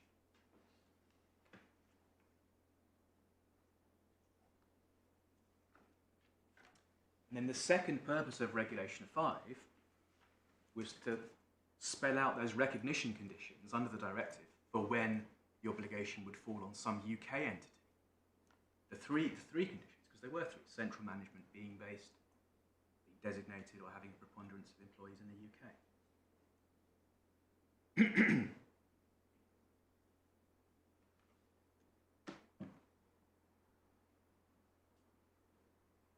So the result of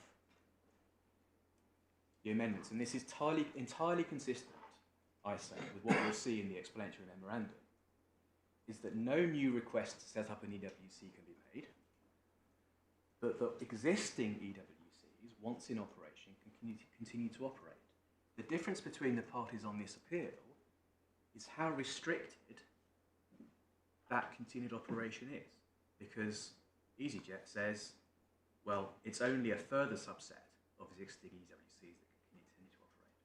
Sorry, you dropped your voice. It's only a further subset of existing EWCs that can continue to operate. In other words, only those deemed to be in the UK, not those actually in the UK.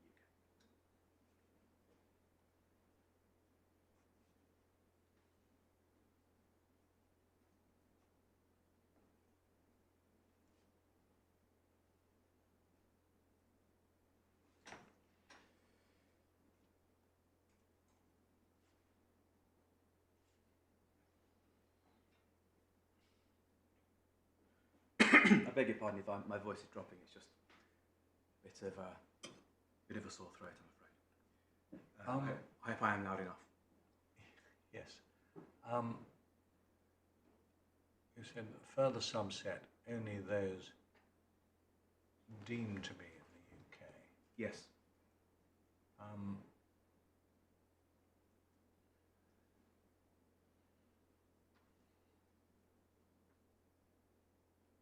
So you, sorry.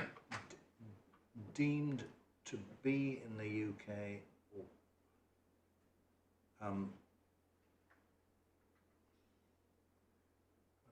maybe I'm over-rationalising this. Deemed to be in the UK seems to me deemed to meet physically in the UK, even if they don't. But what you mean deemed to be required? Yeah. So EasyJet's position is that by reason of the amendments, it is correct that certain EWCs can continue to operate in the UK. But it's not all EWCs that existed prior to the amendments. It's only certain ones. And it's only those EWCs that have been set up pursuant to what I refer to as the deeming provisions. In other words, where there's a non-relevant state entity that's designated UK central management as being the entity responsible, or where because of preponderance of employees,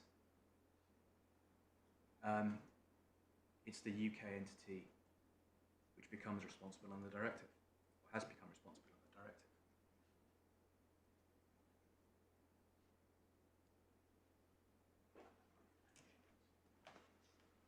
So the first objection to that way of construing the regulations is linguistic, because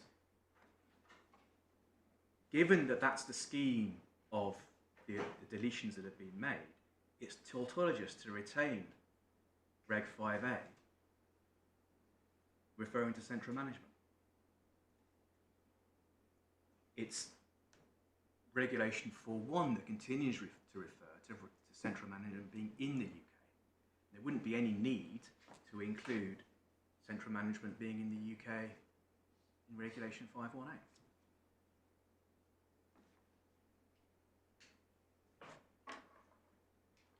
For better or worse, whether it would have been more clearly expressed in another way, we say that's the explanation for how Reg 5.1a comes to be deleted.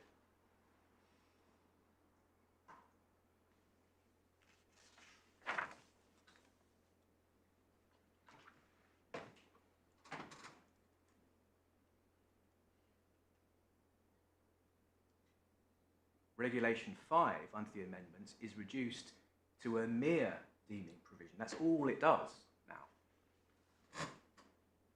It no longer spells out in general terms the duty on the central management to set up an EWC. The only job it performs following the amendments is to specify those two deeming scenarios where it's the UK entity that's recognised as the one which has the obligation, or the continuing obligation.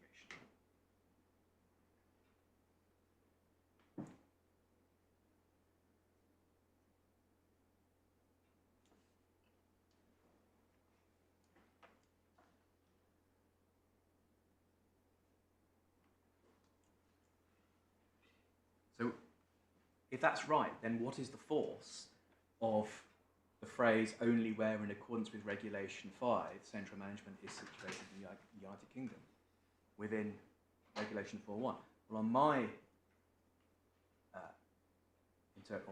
on the EWC's submission, it simply means that the obligation to carry on operations at EWC is retained only where the central management's in the UK either under 4.1 or otherwise, or under 5. So, as long as there's no conflict, as long as it's in accordance with Regulation 5, as long as there's no conflict with Regulation 5, with the deeming provision, then an EWC constituted on the basis that the central management had been in the UK before the amendments could continue to operate. Now, there could be such a conflict with the deeming provision, Regulation 5. For example, where a community scale undertaking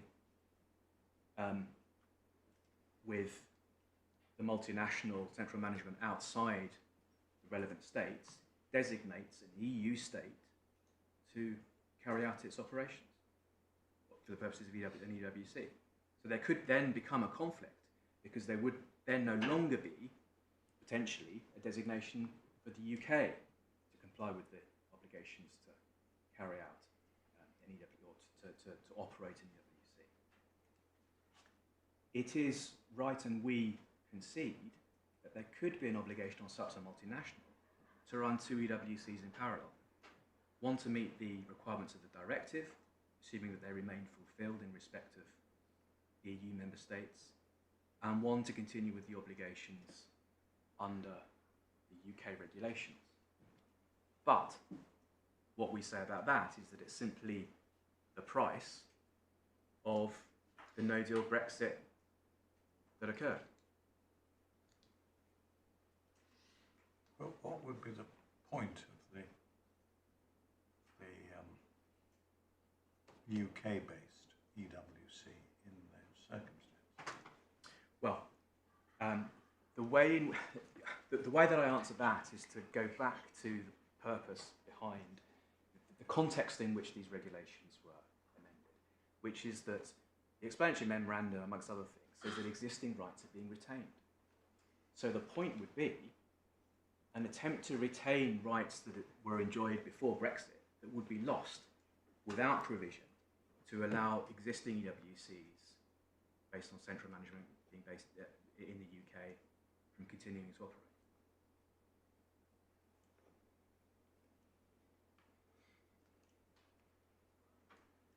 So that would be the point of retaining the ability, so that those accrued rights aren't just erased by reason of the Brexit cliff edge.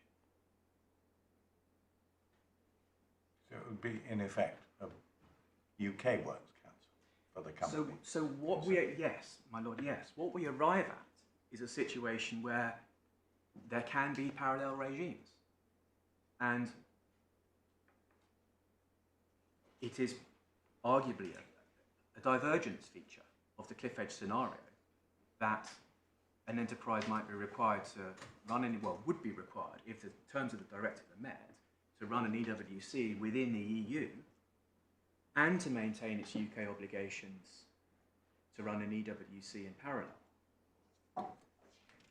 But we know, and it's not in dispute, that there is some obligation created under the amended regulations to run an EWC in the UK. So that's not new.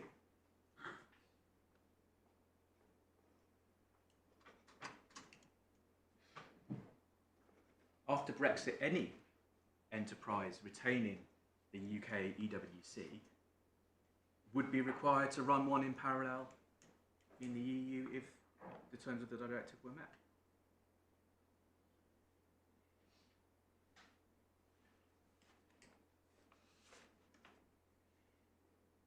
So the argument from practicality that EasyJet relies on, while it can't be dismissed because clearly there are practical difficulties, they're acknowledged in the EAT, it's clear that there are practical difficulties on any construction of how these regulations now are supposed to work. But the mere fact that there might be a requirement to run an EWC under the directive and EWC in the UK doesn't take the argument any further in deciding which one of these constructions is to be preferred.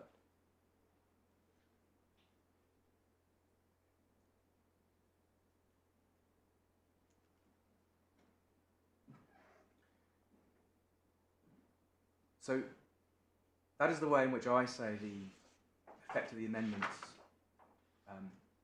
comes into play when looking at how actually Regulation 4 should now be interpreted. The gateway hypothesis put forward by EasyJet, and so that's the hypothesis that where you are central management actually in the UK, and that's how your EWC has been constituted, you're just taken out of scope entirely from the requirement to continue to operate your EWC. Because the effect of Regulation 4.2 is to operate as a gateway when Regulation 5. Now that has various startling effects, I say. The first is that there's no enforcement provisions, because the enforcement provisions of Regulations 20 and 21 relied on by the EWC, in this case before the CAC originally, just disappear.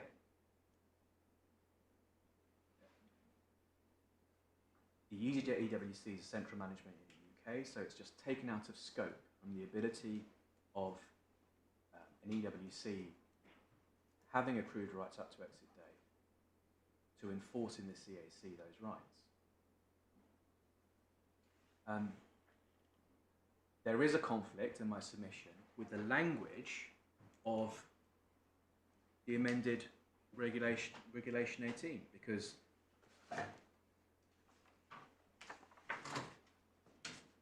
amended Regulation 18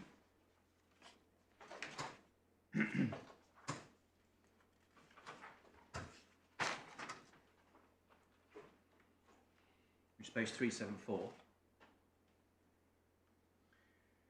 The provisions of the schedule continue to apply on and after exit day in any case where they applied before exit day.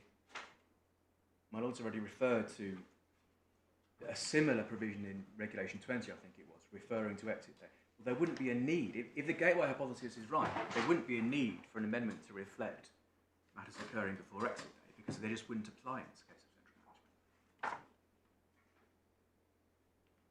all the more so in respect of Regulation 20.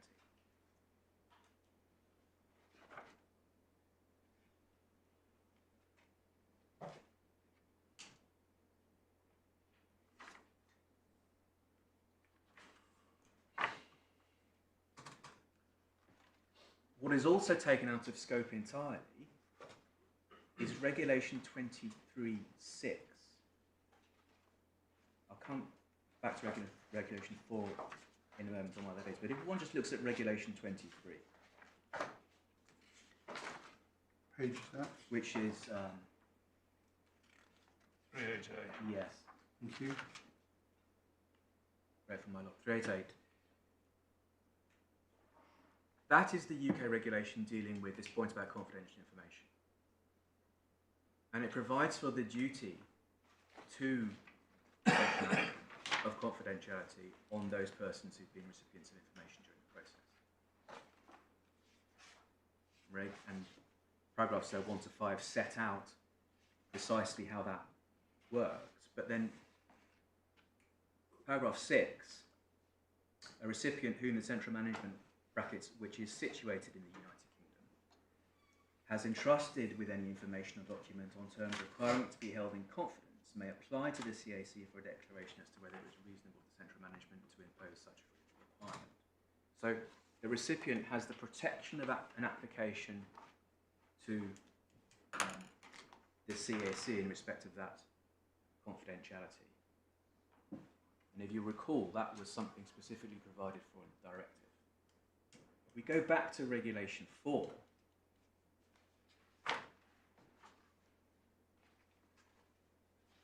On page 357.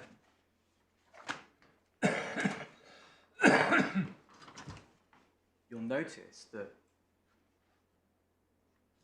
paragraph 2 applies certain provisions irrespective of the location of central management, whether it's situated in the United Kingdom or not. What's included there is Regulations 23(1) to 5. So the obligation of confidentiality would affect those recipients of information at whatever stage and wherever central management is located. But the protection given to them to apply to the CAC in respect of that confidentiality would be removed, but only for those people receiving information from an EWC constituted on the basis that central management was in the UK.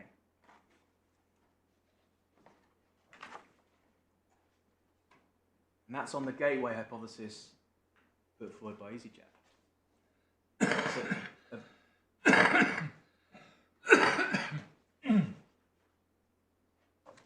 a removal of the protection for an individual recipient of information on the EWC's construction, it's not a difficulty that arises at all. Because a central management EWC recipient of information would be protected under Regulation 4.1. So it has, in terms of enforcement, ability to apply to the CAC or a court, the gateway hypothesis has some quite dramatic effects, which I say is obviously in conflict with the context of these regulations being designed to promote, or rather preserve, rights of the existing EWCs.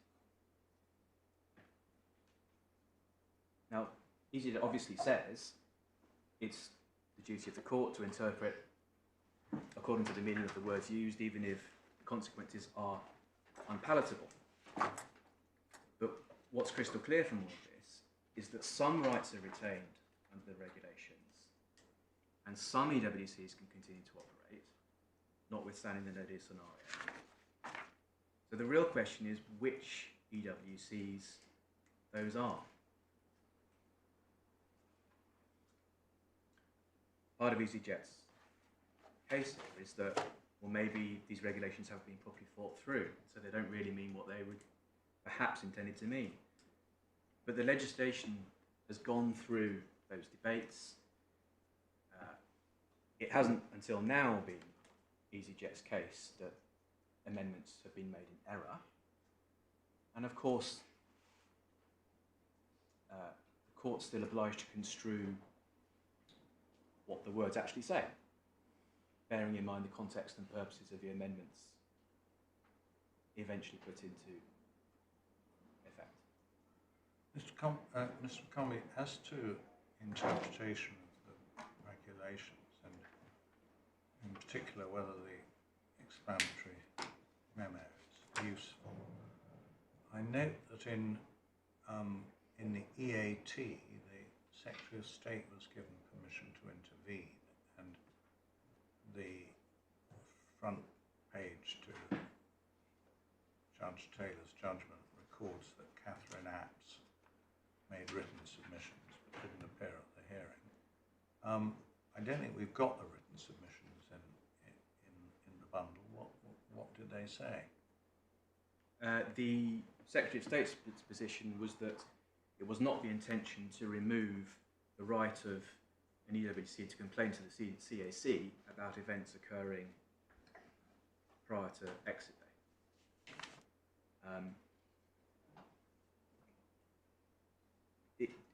There was,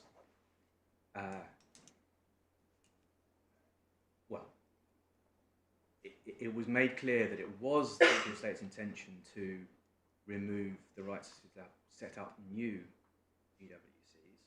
That's common ground. But that it had not been any part of the Secretary of State's intention.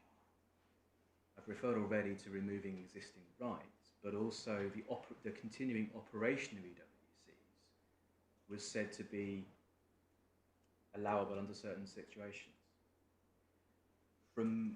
I expect I do have it, not right in front of me right now.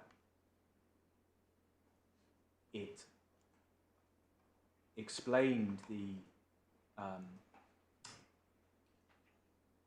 amendments to regulations 4 and 5 on the basis that the EWC had also argued for, which is, as I've said, that the part of Regulation 5 which was repealed dealt with the general obligation, the general duty to set up an EWC. It wasn't intended to remove the reference to central management entirely from the scope of the regulations. So that had been the Secretary of State's position, but there was no, as you've seen, Secretary of State did not appear before the EAT, and there was no argument on the various points from beyond what was stated in the written response from the Secretary of State, that is.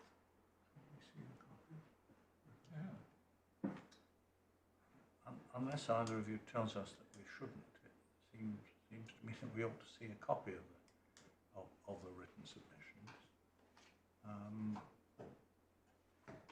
They may or may not help, but where parties being given, particularly where the Secretary of State has been given permission to intervene and has made submissions, it would be useful to see what was said,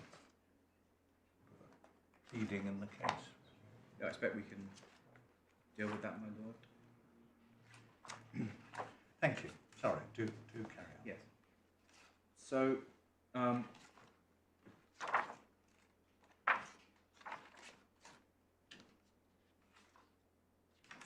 the amending regulations themselves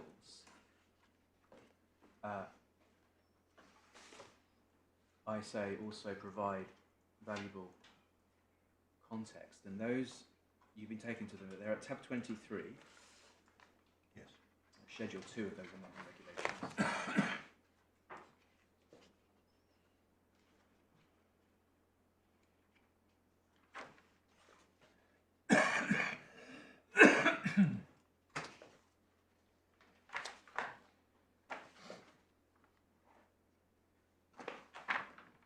Part 2 of the schedule starts at page 470.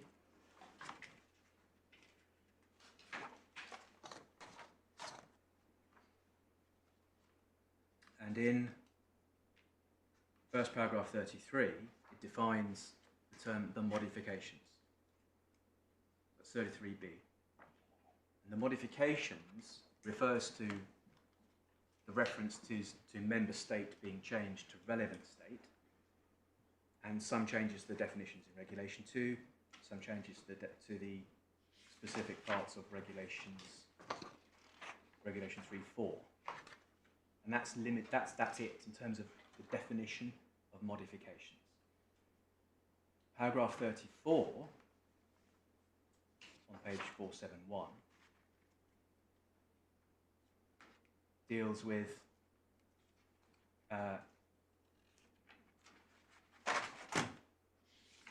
continuing obligations to determine whether or not community scale undertaking exists, because that's the force of Regulation 7.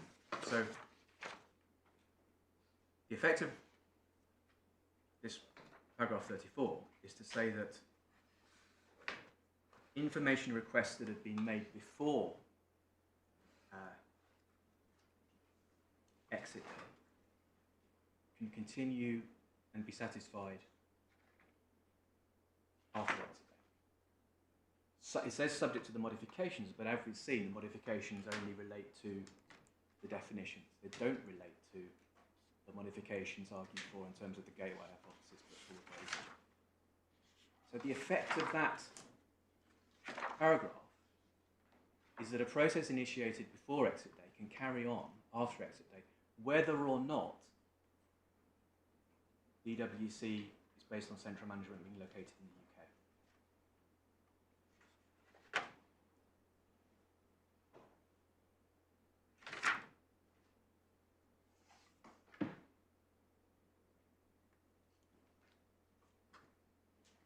Similar point about regulation, about paragraph 35. That relates to ongoing negotiations. Yes, subject to the modifications, but the modifications only relate to definitions. They don't relate to the gateway test. Paragraphs 36 and 37 define what ongoing negotiations mean. 36. The reference in paragraph 35 to ongoing negotiations is a reference to any case in which the negotiation process for the establishment of the European Works Council or an information and consultation procedure was commenced but not concluded before exit day.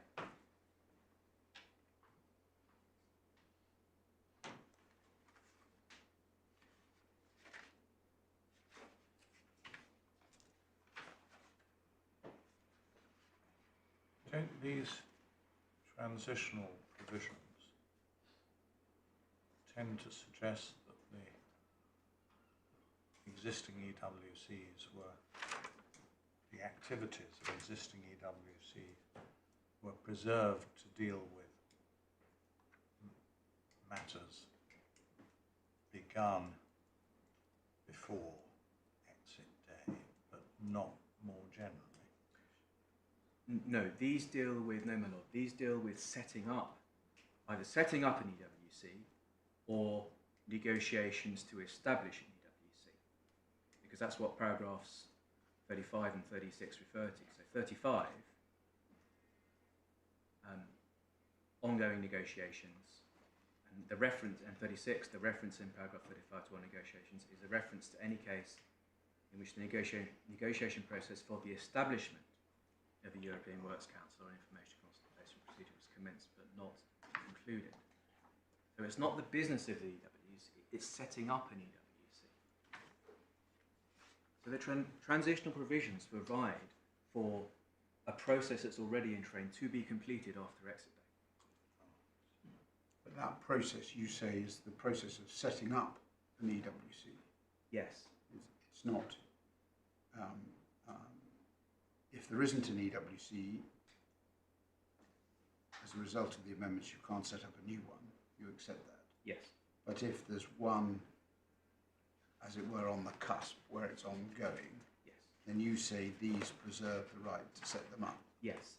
And it's an EWC, as I say, constituted not only on the basis that central management is merely deemed to be in the UK, but also potentially on the basis that central management actually is in the UK.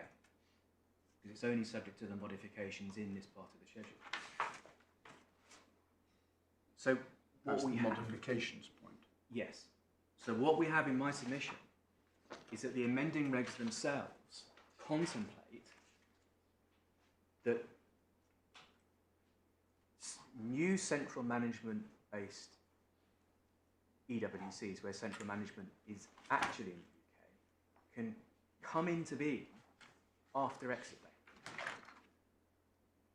And is the same true of, going back to paragraph 34, that it's dealing with requests for information not about life in general, but about, in effect, whether the enterprise is qualifying. Whether it's community scale. Yes. Yes, by reason of the employee numbers located in enough of the relevant states. Yes. Yeah. And so my submission is that that is fundamentally inconsistent with the idea that you just take scope out of scope EWCs constituted on the basis of central management actually being in the UK in terms of their operations. Because it would be pointless to have transitional provisions allowing for ones to be set up or continue to be set up, but then not to allow them to operate once they've been set up. That would seem to be an extraordinarily strange way of going about amendments. And those provisions are in the amending regulations.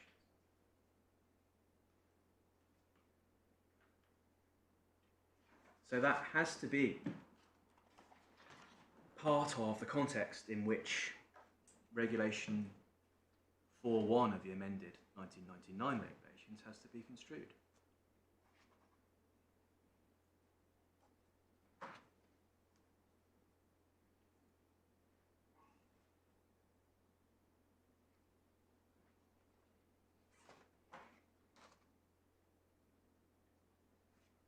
So that I say is the effect of these transitional provisions in the amending regulations. It's further support for the context being wholly against EasyJet's interpretation of and the gateway hypothesis that they put forward. And that leads me on to the explanatory memorandum.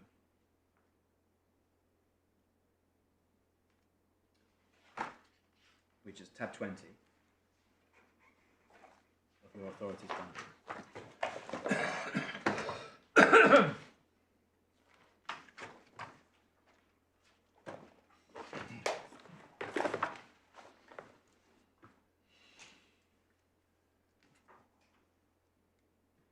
The particular part that I rely on is section 7, page 432.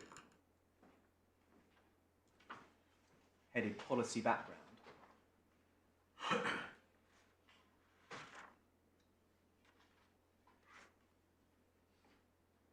Within that policy background, the potential no deal exit is acknowledged. We can't. 7.1 says if there is an agreement, the SSI will not be required. It could be deferred, revoked, or amended through a bill to give effect to any withdrawal agreement. So it is absolutely right, as my learned friend says, that it's in the face of this cliff-edge difficulty. But then it goes on to explain the policy.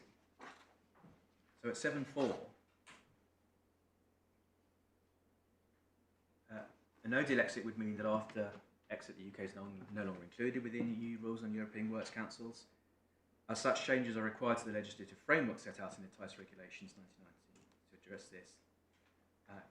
In a no-deal scenario, the government will ensure the enforcement framework rights and protections for employee representatives in the UK European Works Councils continue to be available as far as possible. So, the no-deal scenario is acknowledged. Policy behind the regulations is stated to be the preservation of protections for employee representatives. And then, 7.5, provisions relevant to existing European Works Councils which can continue to operate are maintained. And it sets out the particularly important parts, the enforcement framework, the employee representative rights and protections, and the protection for confidential information shared with the European Works Council or through the information and consultation procedure. Adding those things together, one sees why it is that in particular, what's in issue in this case, which is the jurisdiction of the CAC to rule upon a dispute that occurred during the transition period, it is diametrically opposed to what Parliament was told about the policy behind the regulation, to say that that ability to go to the CAC with the complaint will just be removed, will be erased by reason of a gateway test. And then 7.6 deals with the point that no new requests to set up a European Works Council or information and consultation procedure can be made. So it removes the provisions that I've already referred to as having been removed. 7.7, where request for information and negotiation to establish a European Works Council or information and consultation procedure or enforcement proceedings are in progress on exit date, the existing provisions are saved so that the process can reach completion. That's what we've just seen. No reference here to the distinction between central management actually being in the UK and merely being deemed to be in the UK under one of the other scenarios envisaged by the directive. So the context in which these regulations were approved is a direct statement of policy, not made orally in a debate, but made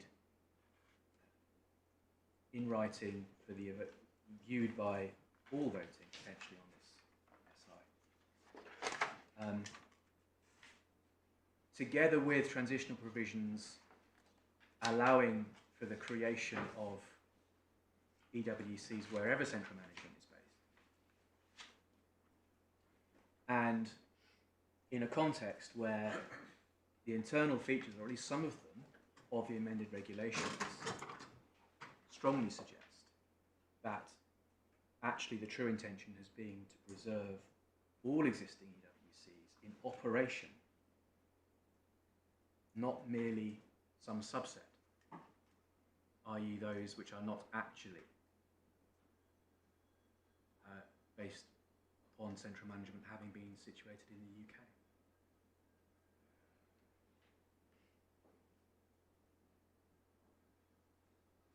So, having regard then to the well-known principles in the cases where the context and background to a piece of legislation is part of the interpretative process, in the sense that it can be taken into account in deciding what the words actually mean. That context, I say, points the court firmly towards the conclusion that Regulation 4.1 was not designed as a control or limiter on the European, after the amendment, on European Works Councils that could continue, but just designed to make sure that there wouldn't be a conflict with some other EWC.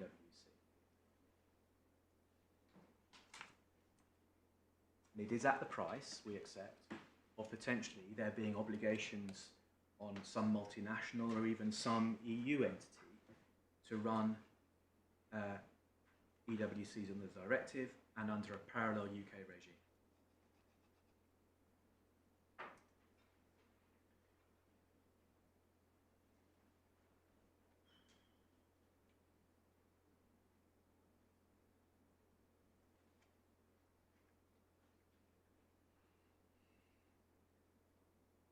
My lords, I notice the time and also the fact that you have asked for the Secretary of State's written submissions.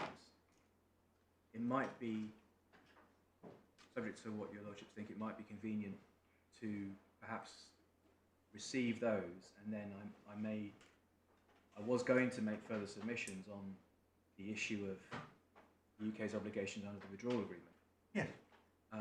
That's probably better done because Secretary of State's written submissions refer to that point as well, so it might be better done after you've had the chance to read those. I can carry on and do it now if it's more convenient, or do it after lunch, or very much in the court's hands. If we're to be given these, they probably ought to be sent electronically to somebody's clerk, not mine because he's away.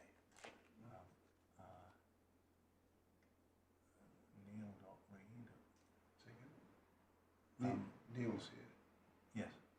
so you can send them to my clerk.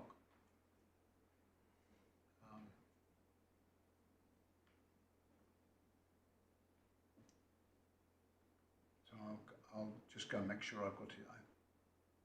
Because I send him so many emails, I don't know his email address. I can't think of it offhand. If we're going to rise, I'll go and get. Yes. I'll get Neil come in with his email address. Right. If we rise now, my clerk will come and divulge his email address for this purpose. Yes. Well, obviously, Mr. McCombie, you weren't going to finish in the next 2 minutes anyway. Although you sounded to me as though we're approaching the finishing line, but you will certainly need more than 2 minutes, and then Mr. Stillitz will need to reply. So if it's possible for Justice Coulson's clerk to be supplied with the Secretary of State's submissions before the EAT, and then we'll resume at 2 o'clock. Right. Very much.